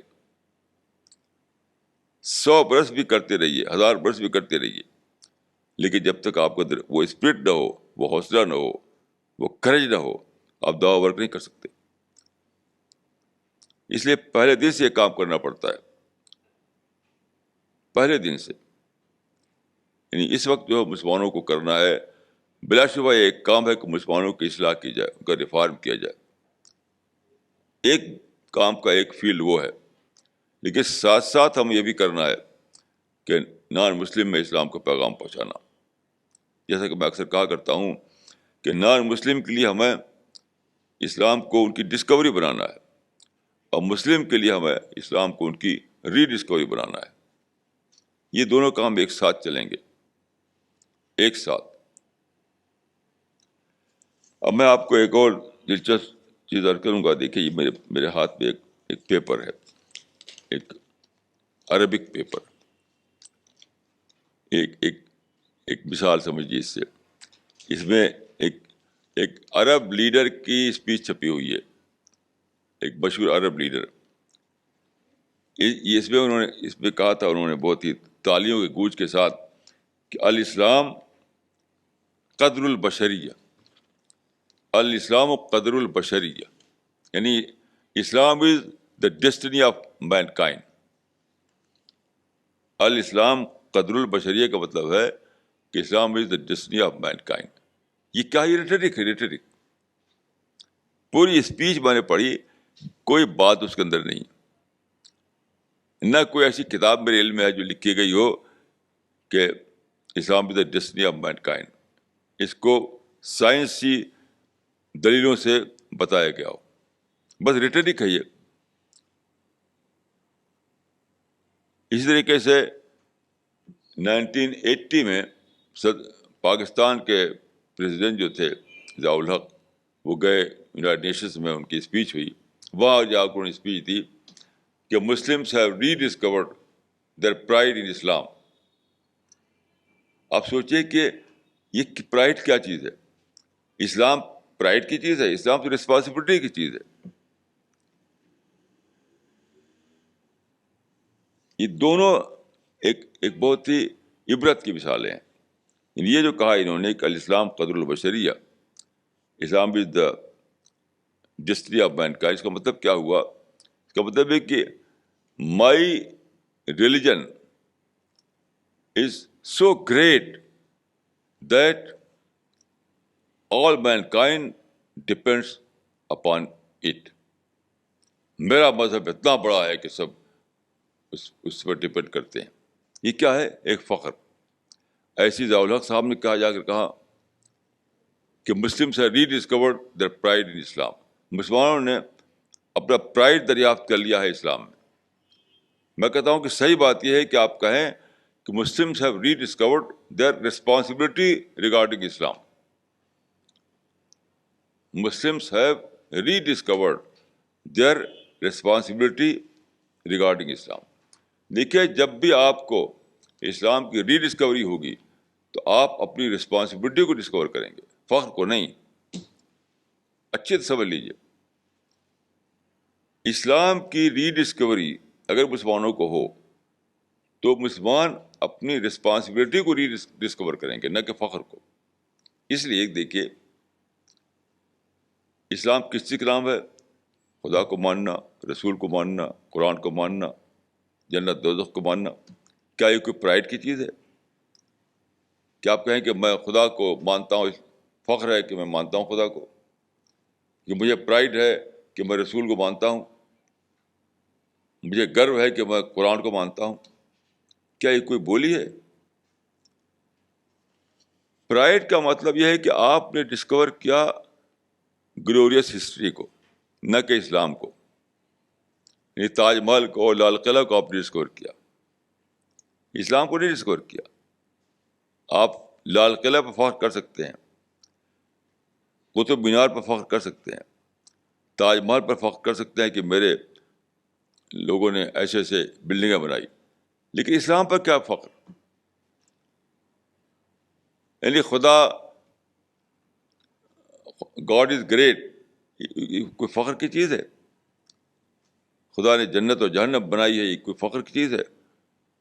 انسان خدا کے آگے اکاؤنٹیبل ہے، یہ کوئی فخر کی چیز ہے؟ خدا کا کریشن پلان جانو اے لوگو، کیا یہ کوئی فخر کی چیز ہے؟ تو اگر آپ یہ جو کہا انہوں نے کہ Muslims have rediscovered their pride in Islam, تو انہیں کہنا چاہیے کہ Muslim have rediscovered their responsibility regarding Islam. کیونکہ اگر سچ مچ ری ڈسکوری ہو، سچ مچ، تو ری ڈسکوری کس بات کی ہوگی؟ اس بات کی کہ ہمیں ساری دنیا میں خدا کا پیغام پہنچانا ہے، ہمیں خدا سے ڈرنا ہے، ہمیں ہیل سے ڈرنا ہے، ہمیں پیراڈائز کا حریث بننا ہے. خدا نے اپنے پروفٹ کے ذریعے جو میسج بھیجا ہے اس کو ایک ایک گھر تک ہمیں پہنچا دینا ہے. یہ ہے رسپانسبلٹی، یہ پرائڈ کی بات نہیں ہے. تو سچ مچ اگر مسلمانوں کو ری ڈسکوری ہو تو وہ rediscovery in term of responsibility ہوگی، نہ کہ ان ٹرم آف پرائڈ. اس کو اچھی طرح سمجھ لیجیے کہ سچ مچ اگر مسلمانوں کو اسلام کی ری ڈسکوری ہو تو وہ rediscovery in term of responsibility ہوگی، نہ کہ in term of pride.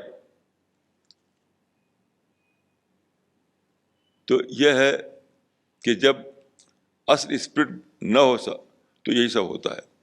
Rhetoric آتی ہے، ریٹرک. یہ سب ریٹرک ہے، یہ کوئی بات نہیں ہے. میں اس کو ریٹرک سمجھتا ہوں.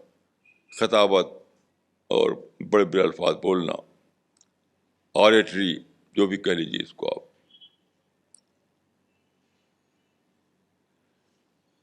دیکھیے، صحیح اسلام جو ہے وہ کیا ہے؟ وہ یہ ہے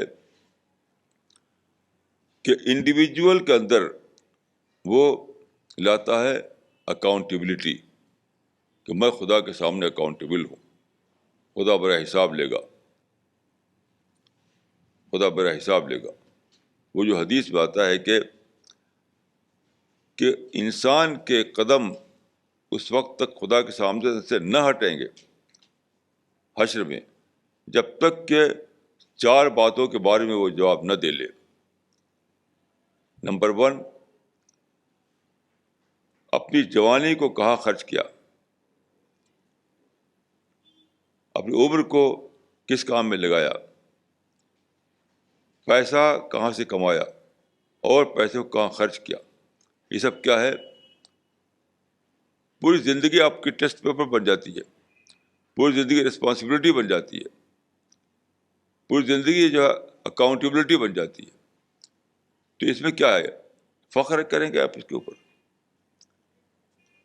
تو سچی بات یہ ہے کہ لوگوں کو ریٹرک کی دریافت ہوئی ہے، اسلام کی دریافت نہیں ہوئی ہے۔ اسلام کی دریافت ہوتی تو ان کے اندر رسپانسبلٹی آتی، مسئولیت جو کہتے ہیں مسئولیت آتی، یعنی خدا کیا پوچھا جائے گا، یہ باتیں آتی۔ تو میں عرض کروں گا کہ آپ لوگ یعنی سمجھیے اس بات کو کہ آپ کو کیا رول کرنا ہے دنیا میں۔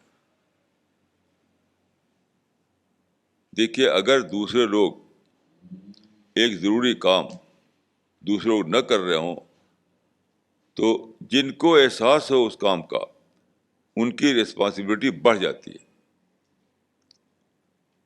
فرض کی کہ ایک جگہ پتہ چلے کہ 100 آدمی پیاسے پڑے ہوئے ہیں اور کسی کو ان کی پیاس کا احساس نہیں ہے، ایک آدمی کو احساس ہوتا ہے، تو ایک آدمی 100 آدمی کام کرنا چاہے گا اگر وہ شریف آدمی ہے تو۔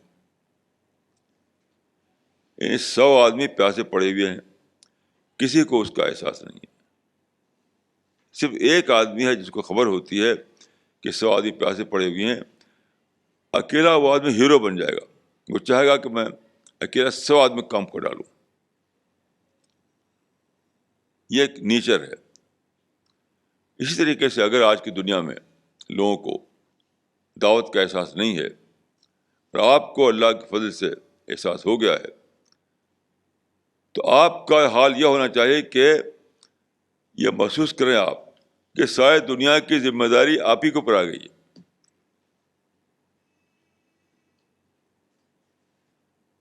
ساری دنیا کی ذمہ داری آپ ہی کے اوپر آ گئی ہے۔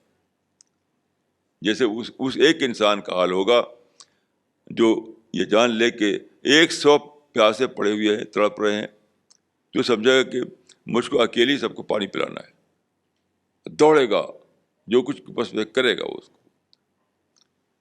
تو آپ اس بات کو سمجھ لیجئے کہ اگر 1 بلین مسلمان دنیا میں ہیں، انہیں احساس نہیں ہے دعوت کا، اور آپ جو تھوڑے سے لوگ ہیں آپ کو احساس ہو گیا ہے، تو آپ کے رسپانسبلٹی کے احساس میں بہت زیادہ اضافہ ہونا چاہیے۔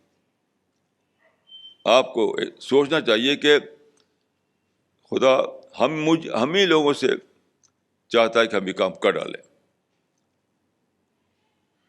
یعنی اگر میں ایک اور طریقے سے کہوں تو میں کہوں گا کہ شاید خدا نے آپ ہی لوگوں کو اس قابل سمجھا کہ آپ کو یہ احساس دلائے، کیونکہ خدا کے احساس دلانے سے احساس ہوتا ہے۔ شاید آپ کے اندر خدا نے کوئی چنگاری دیکھی، شاید خدا نے آپ کے اندر کوئی کوالٹی دیکھی، اس کی وجہ سے یہ اتنی بڑی بلیسنگ کی خدا نے آپ کے اوپر کہ آپ کو یہ احساس دلایا، یہ سمجھ دیا آپ کو کہ دعوت کا وہ کام سب سے ضروری کام ہے۔ یہ خدا کی توفیق سے ہوا ہے، خدا کی بلیسنگ سے ہوا ہے۔ تو میں سمجھتا ہوں کہ آپ یعنی خدا نے سلیکٹ کیا ہے آپ کو۔ اگر 1 بلین انسانوں میں یہ تھوڑے سے لوگ دعوت کا احساس اپنے اندر پاتے ہیں تو میں سمجھتا ہوں کہ یہ خدا کا سلیکشن ہے. آپ لوگ خدا کے چنے ہوئے لوگ ہیں. آپ لوگوں کو خدا نے چنا ہے کہ آپ اس دعوتی کام کو کریں، اس لیے آپ کے دل میں ڈالا. یاد رکھیے، خدا کی بلیسنگ کے بغیر کچھ بھی نہیں ہو سکتا. نہ ہم سوچ سکتے، نہ کوئی فیلنگ ہمارے اندر آ سکتی، نہ ہم کسی رسپانسبلٹی کو پورا کر سکتے، کچھ بھی نہیں. ہمارے یہاں الور میں گیا ایک بار، وہاں ایک مولانا ابراہیم تھے، بہت اچھی اسپیچ دیتے تھے وہ. میں نے خود ان سے ملا ہوں، میں ان سے، اور کیا حال تھا. ابھی تک میرا نقشہ میری آنکھوں کے سامنے ان کا ہے. بہت اچھے اسپیکر تھے وہ ایک پولیٹیکل لیڈر تھے وہ. ایک دن کیا ہوا، اسپیچ دے رہے تھے، اسپیچ دیتے دیتے گر پڑے وہ.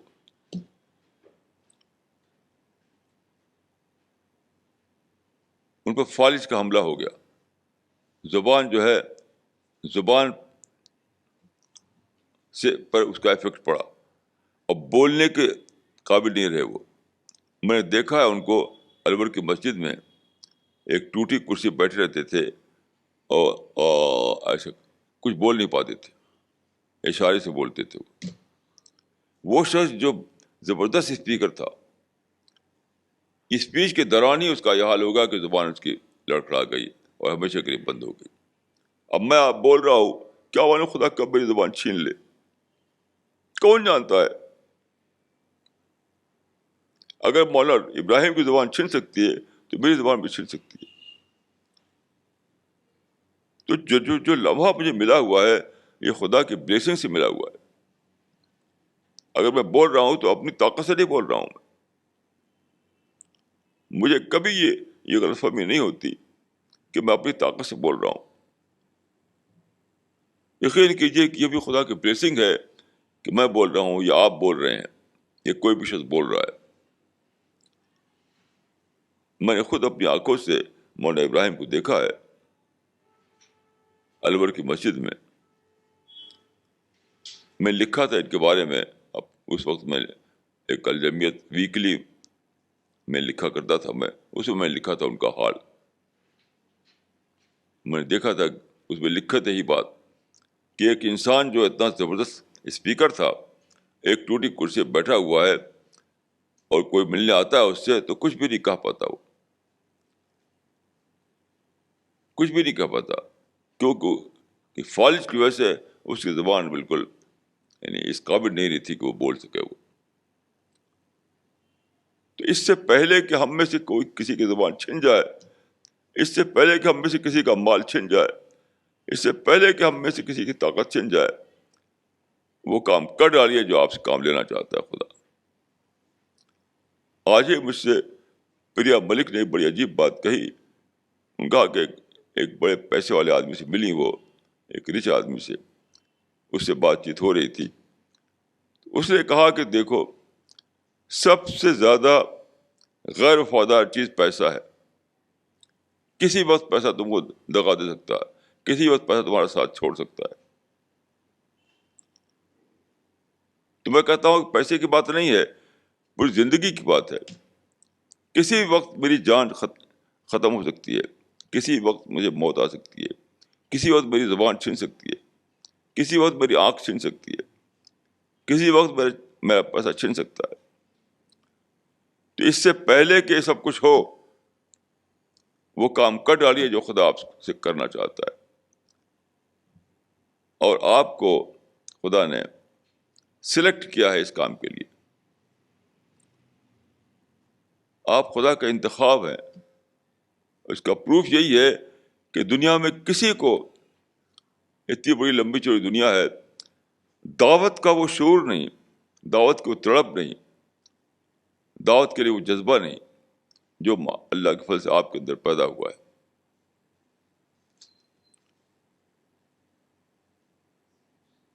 میں قرآن کی ایک آیت آج مجھے یاد آئی. آج صبح کو بیٹھا ہوا تھا میں، تو میں نے گلاس پانی کا منگوایا گلاس پینے کے لیے. جب گلاس میں نے اپنے ہاتھ میں لیا تو مجھے قرآن کی ایک آیت یاد آئی،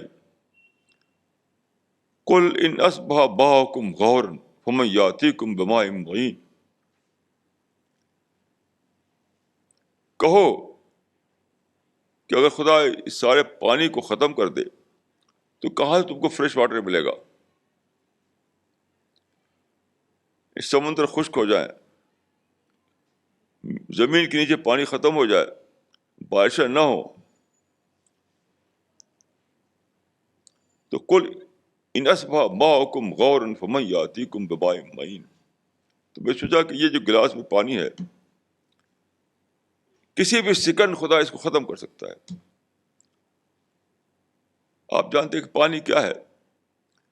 دو گیسوں کے ملنے سے پانی بنا، ہائیڈروجن اور آکسیجن۔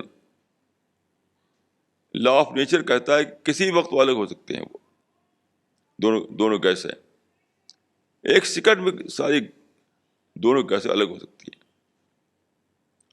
اگر یہ پانی جو ہے دو گیس میں بدل جائے تو آپ کیا کریں گے؟ گیس سے تھوڑی ہم پیاس بجھے گی ہماری۔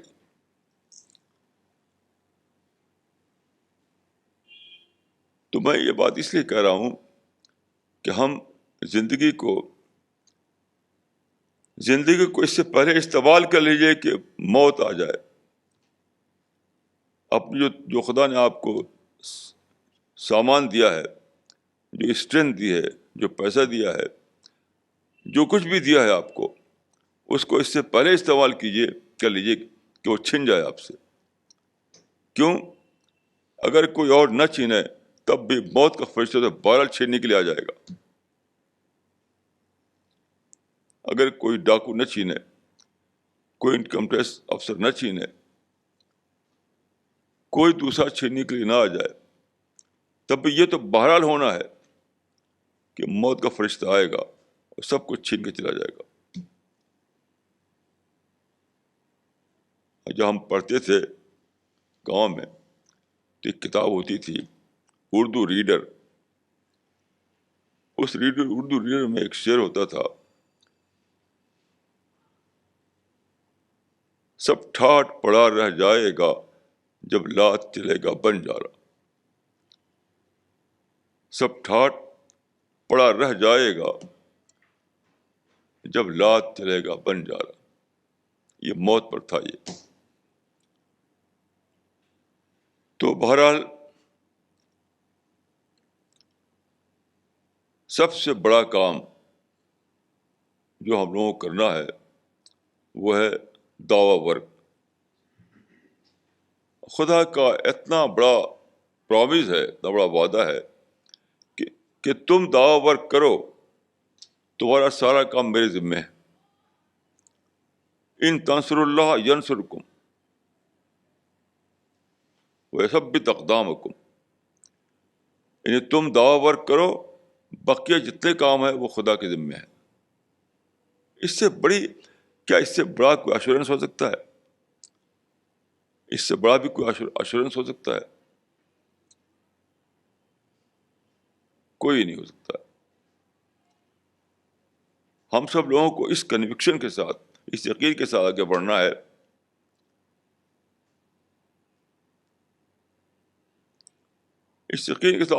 ہے کہ اگر میں خدا کے کام میں لگ گیا تو میرا کام تو خدا کو کرنا ہی کرنا ہے۔ میں خدا کے کام میں لگ گیا تو میرا سارا کام خدا اپنے اینجل کے ذریعے کروا دے گا، تو سارا کام ہو جائے گا میرا۔ اس یقین کے ساتھ آگے بڑھنا ہے۔ آپ دیکھیے کہ رسول اللہ کے سارے ساتھی یہ چلے گئے ملکوں میں ادھر ادھر، تو کیا ان کے بچے مر گئے؟ کیا ان کے گھر اجڑ گئے؟ کیا ان کا سب کچھ تباہ ہو گیا؟ ایسا کچھ بھی نہیں ہوا۔ خوب ان کو ترقیاں ہوئیں، ان کو ہر قسم کے چیزیں ملی جو لوگ چاہتے ہیں، جن چیزوں کو کسی اعتبار سے ان میں کمی نہیں ہوئی، سب کچھ ان کے حصے میں آیا۔ تو یقیناً یہی ہسٹری دوبارہ ریپیٹ کرنے والی ہے. یہ ہسٹری آج بھی ریپیٹ کرے گی.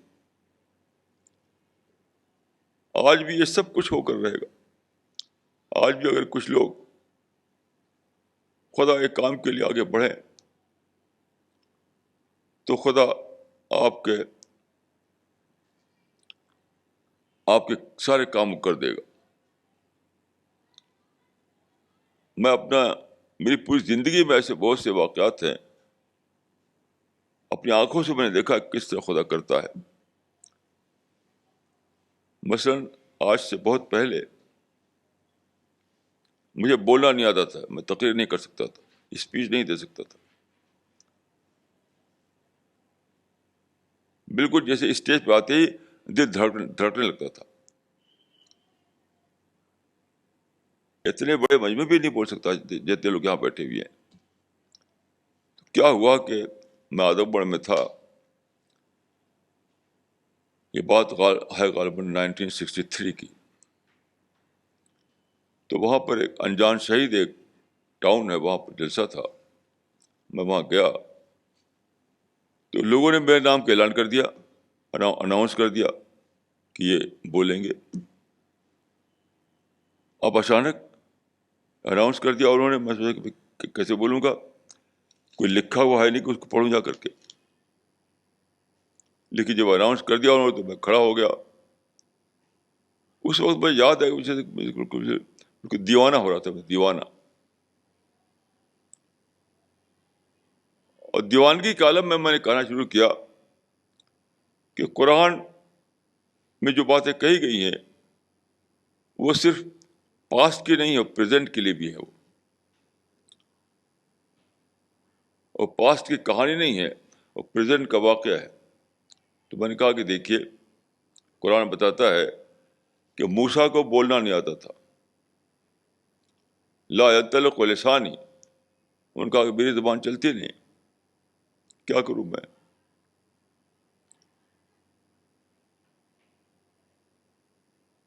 تو خدا سے دعا کی انہوں نے کہ خدا مجھے رب اشرح لی صدری ویسر لی امری واحلل عقدۃ من لسانی یفقہوا قولی. تو وہ بولنے والے بن گئے. اور اس وقت جو کنگ تھا، کنگ فیرو، اس کے دربار میں جا کر کے سچائی کا اعلان کیا. تو میں نے کہا کہ اگر آج بھی کوئی بندہ یہ کہے کہ اے خدا میری زبان چلتی نہیں،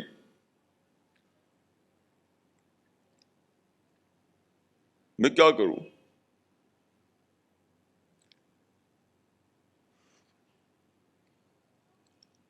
آج بھی اگر کوئی کہے لا ينطلق لسانی، تو آج بھی خدا کی طرف سے آواز آئے گی. اس میں ہے قرآن مجید میں کہ موسیٰ سے خدا نے کہا لقد اوتیت سؤلک یا موسیٰ. جب خدا نے سے موسیٰ نے کہا کہ خدا میری زبان تو چلتی نہیں، میرا دل دھڑکتا ہے، اللہم یضیق صدری ولا ينطلق لسانی. خدا میرا سینہ دھڑکتا ہے، میری زبان چلتی نہیں. تو خدا نے کہا کہ لقد اوتیت سؤلک یا موسیٰ، اے موسیٰ تم کو نے دے دیا وہ چیز جو تو نے مانگا ہم سے. تو میں بالکل دیوانگی کا عالم بول رہا تھا کہ آج بھی اگر کوئی کہے کہ اللہم یضیق صدری ولا ينطلق لسانی، تو آج بھی آسمان سے آواز آئے گی، آج بھی لقد اوتیت سؤلک یا موسیٰ، اے میرے بندے میں نے دے دیا تم کو جو تو نے مانگا. اس وقت سے اللہ تعالیٰ نے مجھے اسپیکر بنا دیا. اس کے بعد سے بس ہزاروں تقریریں میں نے کی ہوں گی، اور آج بھی اللہ کے فضل سے یہاں بول رہا ہوں بیٹھ کر کے. تو آپ کو اس یقین کے ساتھ آگے بڑھنا ہے، اس کنوکشن کے ساتھ آگے بڑھنا ہے کہ ہمیں تو خدا کا کام کرنا ہے، باقی سارا چارج تو خدا لے لے گا، ساری ذمہ داری خدا کے حصے میں چلی جائے گی انشاءاللہ.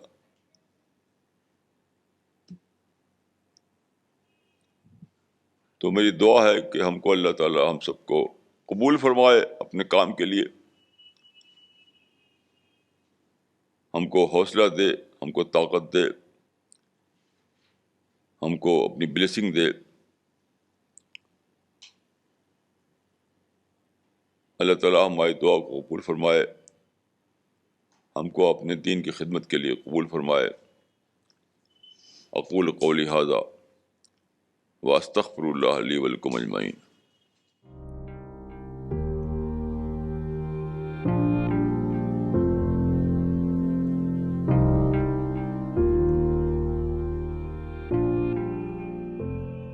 This question is from Aisha.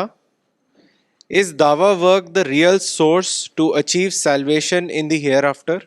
میرا کہنا یہ ہے کہ مسلمان چونکہ فائنل پرافٹ کی امت ہیں، اس لیے ان کی سالویشن صرف نماز روزے سے نہیں ہوگی. نماز روزے کے ساتھ ساتھ ان کو پرافٹ والا کام کرنا پڑے گا، یعنی دعوی ورک.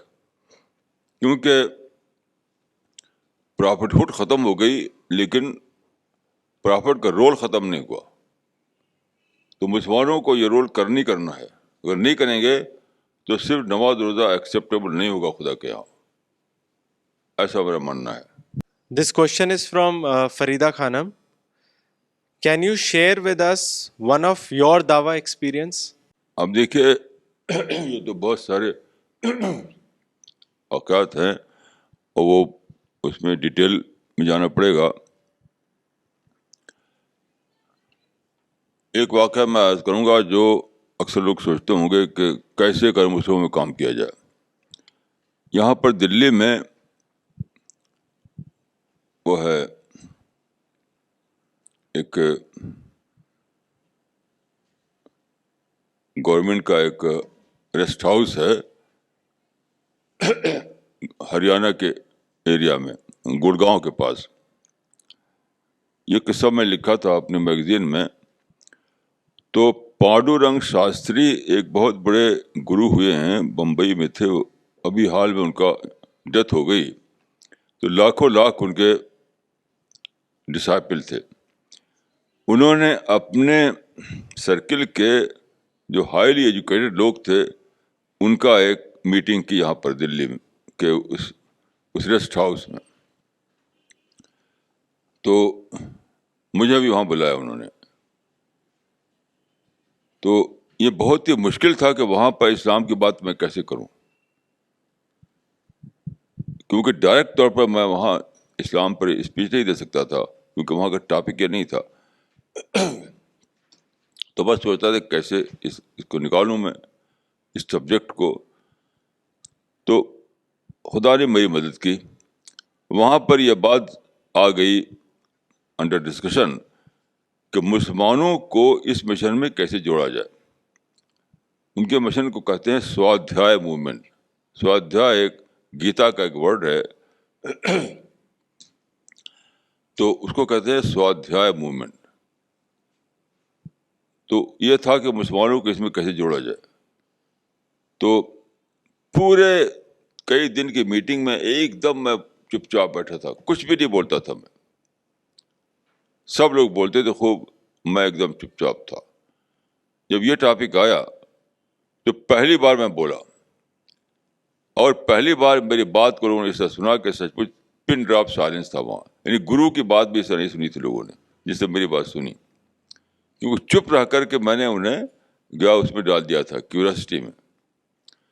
تو میں نے اس طرح سے کہا کہ دیکھیے آپ کی جو موومنٹ ہے بظاہر ایک سوشل ورک ہے، یہ دیہات سدھار کی موومنٹ ہے، گاؤں سدھار کی موومنٹ ہے، لیکن آپ اس کے ساتھ گیتا کو جوڑے ہوئے ہیں. اور آپ کہتے ہیں کہ ان ڈویلنگ گاڈ کا کانسیپٹ آپ پیش کرتے ہیں کہ خدا آدمی کے اندر موجود ہے. تو ان ڈویلنگ گاڈ کے کانسیپٹ سے جوڑ کر کے آپ سوشل ورک کرنا چاہتے ہیں. تو میں نے کہا کہ مسلم سائیکی جو ہے اس کو کبھی ایکسیپٹ نہیں کر پائے گی. میں نے اپنی طرف سے کچھ نہیں کہا. انہوں نے چونکہ خود کہا تھا کہ مسلمانوں کو جوڑا جائے اس مشن میں، تو میں نے مسلم سائیکی کے ریفرنس سے یہ بات کہی کہ مسلمان اس کو ایکسیپٹ نہیں کر سکیں کہ خدا ہمارے اندر موجود ہے. پھر میں نے مونزم اور مونوتھیزم کا ڈفرینس بتایا کہ what is monism, what is monotheism. تو میں نے کہا ان ڈویلنگ گاڈ جو ہے یہ مونسٹک کانسیپٹ ہے، مسلمانوں کے لیے ایکسیپٹیبل کبھی نہیں ہوگا. یہ کہہ کر کے میں نے اس کو کمپیئر کرتے ہوئے مونوتھیزم کا پورا کانسیپٹ ان کو بتا دیا. تو میں نے غالباً 45 منٹ تقریر کی تھی اور ایک ایک آدمی ایسا سن رہا تھا جیسے کہ یعنی جیسے کہ جو کہتے ہیں کہ سر پہ چڑیا بیٹھی ہوئی ہو. اور میں سمجھتا ہوں کہ وہ اتمام حجت تھا ان لوگوں کے اوپر، کیونکہ ساری بات میں نے کہہ دی اس طریقے سے کہ آپ چاہتے ہیں کہ مسلمان جڑیں اس میں، لیکن مسلمانوں کی سائیکی جو ہے سمجھیے کیا ہے، وہ بیس کرتی ہے مونوتھیزم پر، اور آپ کا مشن بیس کرتا ہے مونزم پر. تو میں نے کہا کہ آپ اگر ان کو جوڑنا چاہتے ہیں تو سوشل ورک کو الگ کر دیجیے اور مذہبی عقیدے کو الگ کر دیجیے، تب جڑ جائیں گے وہ. لیکن آپ اپنے مذہبی عقیدے کو بھی ساتھ رکھنا چاہتے ہیں تو بس فارس میں نہیں جڑیں گے. اس طرح سے میں نے ساری بات کہہ دی. This question is from Nagma. Maulana, can you differentiate between selection and candidature? دیکھیے میرے ایکسپیرئنس کے مطابق یہ دونوں الگ الگ نہیں ہیں. آپ سمجھتے ہیں کہ الگ الگ ہیں، یہ صحیح نہیں ہے. پرافٹ بھی آخری وقت تک شک میں رہتا ہے کہ میرا کیا ہوگا. تو آپ ہمیشہ اپنے کو امیدواری نہ سمجھیں. خدا آپ کو چوز کر لے یا سلیکٹ کر لے تب بھی آپ یہ سمجھیں کہ میں اپنی طرف سے کینڈیڈیٹ ہوں. جیسے نماز پڑھتے ہیں آپ، کتنی اچھی نماز پڑھیں لیکن پھر بھی آپ کو ایک شک رہتا ہے کہ خدا ایکسیپٹ کرے تبھی تو نماز ہے، یہ جو نماز نہیں ہے یہ. تو میں یہ کہوں گا کہ خدا آپ کو چوز کر لے، خدا آپ کو سلیکٹ کر لے، تب بھی آپ کا احساس اندر یہ ہونا چاہیے کہ میں تو کینڈیڈیٹ ہوں. یہ ایک بہت ہی نازک بات ہے کہ دو ڈفرینٹ فیلنگ کس طرح سے ایک سچے سیکر کے اندر جمع ہوتی ہیں، لیکن ہوتا ایسا ہی ہے. This question is from Sadia. Why do people become atheist? دیکھیے میرا تو اس میں ایکسپیرئنس یہ ہے کہ ایتھیزم میں ایک بالکل ریسنٹ فنامنا ہے، پہلے نہیں تھا. یہ ہسٹری میں کبھی بھی لوگ ایتھیسٹ نہیں ہوا کرتے تھے، یہ آج کل ہوتے ہیں.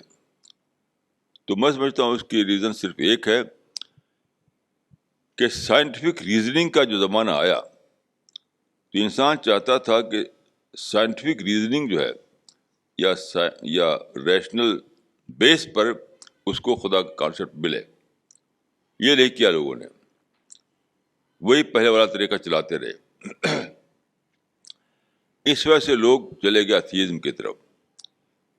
میرا تجربہ یہ ہے کہ اگر اسی انسان کو ریشنل بیسس پر بتایا جائے خدا کے بارے میں، سائنٹیفک ریزننگ دی جائے، تو وہی انسان اپنی سوچ کو بدل لے گا. کیوں؟ اس لیے کہ میں ادھک ایتھیزم کوئی پرماننٹ چیز نہیں ہے، یہ اوپری چیز ہے.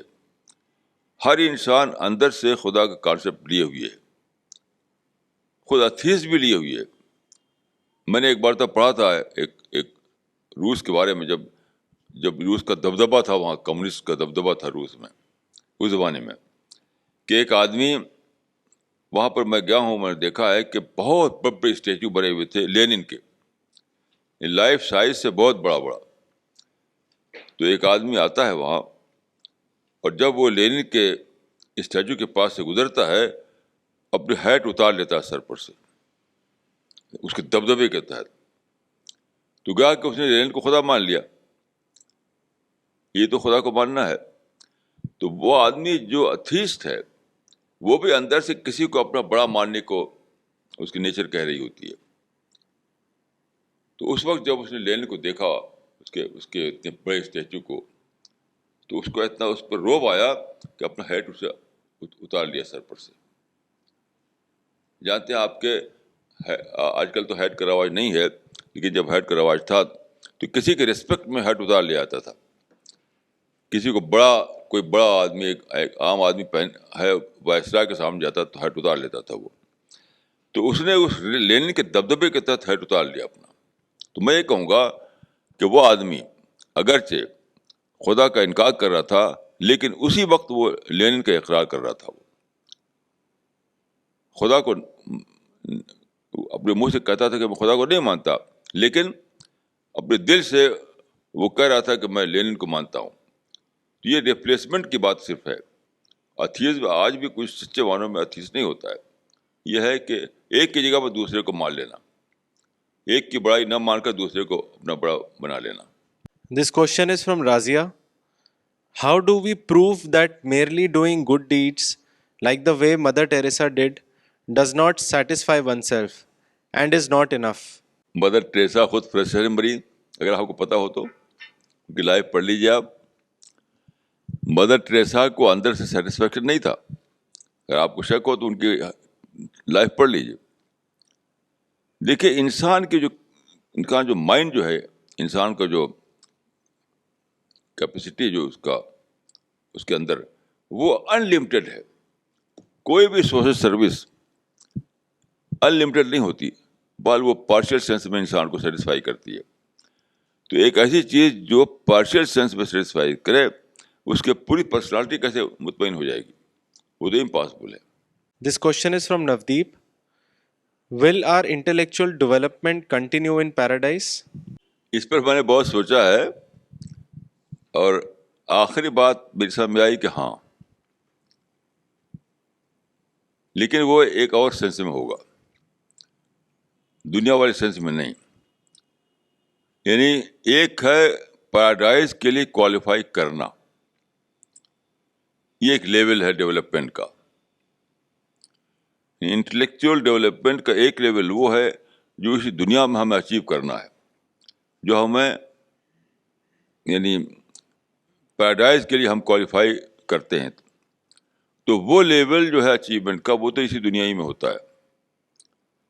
لیکن جب ہم پیراڈائز میں چلے آتے ہیں تو ایک نئے ڈھنگ کا اور سپر قسم کا ڈیولپمنٹ چلنے لگتا ہے. ایک سپر ڈیولپمنٹ, ایک سپر اچیومنٹ. اس کو دنیا میں ہم صرف یعنی کنسیو کر سکتے ہیں, پوری طریقے سے اس کو ہم سمجھ نہیں سکتے ہیں. لیکن قرآن کے مطالعے سے, حدیث کے مطالعے سے ایسا میں نے سمجھا ہے. کیونکہ ایک حدیث آتی ہے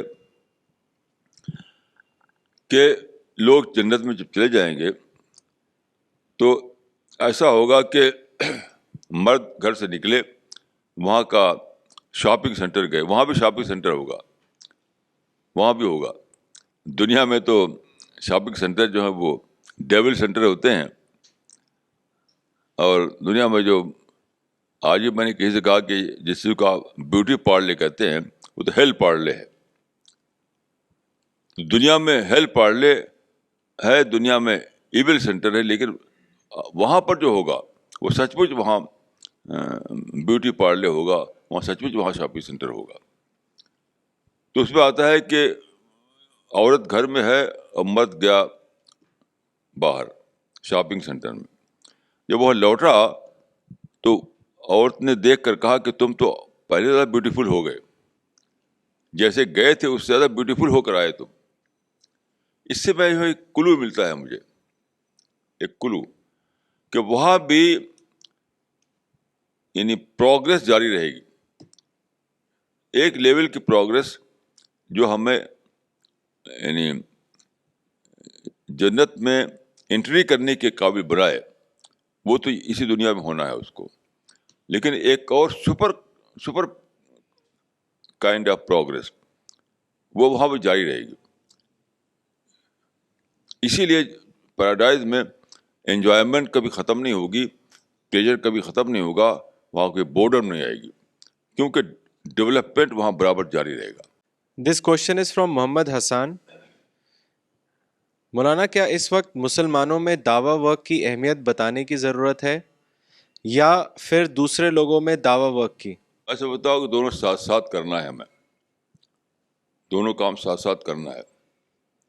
یعنی ایک طرف ہمیں مسلمانوں کو بتانا ہے کہ آپ لوگوں کے لیے روزہ نماز کافی نہیں ہے, دعویٰ ورک بھی آپ کو لازمی طور پر کرنا ہے، ورنہ جنت آپ کی ڈاؤٹ فل رہے گی.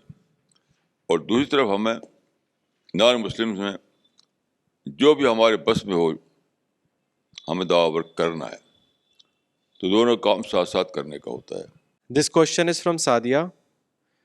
People often say that one God, many paths, and justify it on the basis that since humans are diverse, they have varied interpretations for a statement. Please throw some light on this. دیکھیے یہ تو بالکل بیس لیس theory ہے، یہ صرف ایک word پلے ہے. یعنی کیسی انوکھی بات ہے کہ سچائی یعنی ایک ہو بات کا کیا مطلب اس کا ہے؟ تو سینس لیس ہے بالکل. جیسے ایک انالوجی دی جاتی ہے کہ ایک پہاڑ ہے، اس کے اوپر ایک بلڈنگ ہے، چاروں طرف راستے ہیں، چلو گے تو وہیں پہنچو گے. ٹھیک کہ یہ کوئی پروف ہے؟ میں کہتا ہوں نئی دلی کے ریلوے اسٹیشن پہ کھڑا ہوں میں، وہاں 20 گاڑیاں جا رہی ہیں. اب میں جانا ہے امرتسر، تو کوئی کہے کہ جس گاڑی بیٹھ جاؤ امرتسر ہی پہنچو گے. تو یہ بالکل، یہ تو میں سمجھتا ہوں کہ کوئی بھی سنسیئر آدمی اس کو نہیں مانتا. جو لوگ کہتے وہ بھی نہیں مانتے. اس کا پروف یہ ہے کہ میں نے اس پر کئی بار کہا ہے جلسوں میں، پبلک جلسوں میں، کہ جو لوگ کہتے ہیں ایسا وہ کنورژن پر غصہ کیوں ہوتے ہیں؟ وہ کنورژن پر غصہ کیوں ہوتے ہیں؟ اینٹی کنورژن لا کیوں بناتے ہیں؟ کیونکہ آپ کہنے ہیں کہ religion A, religion B, religion C, religion D سب ایک ہیں.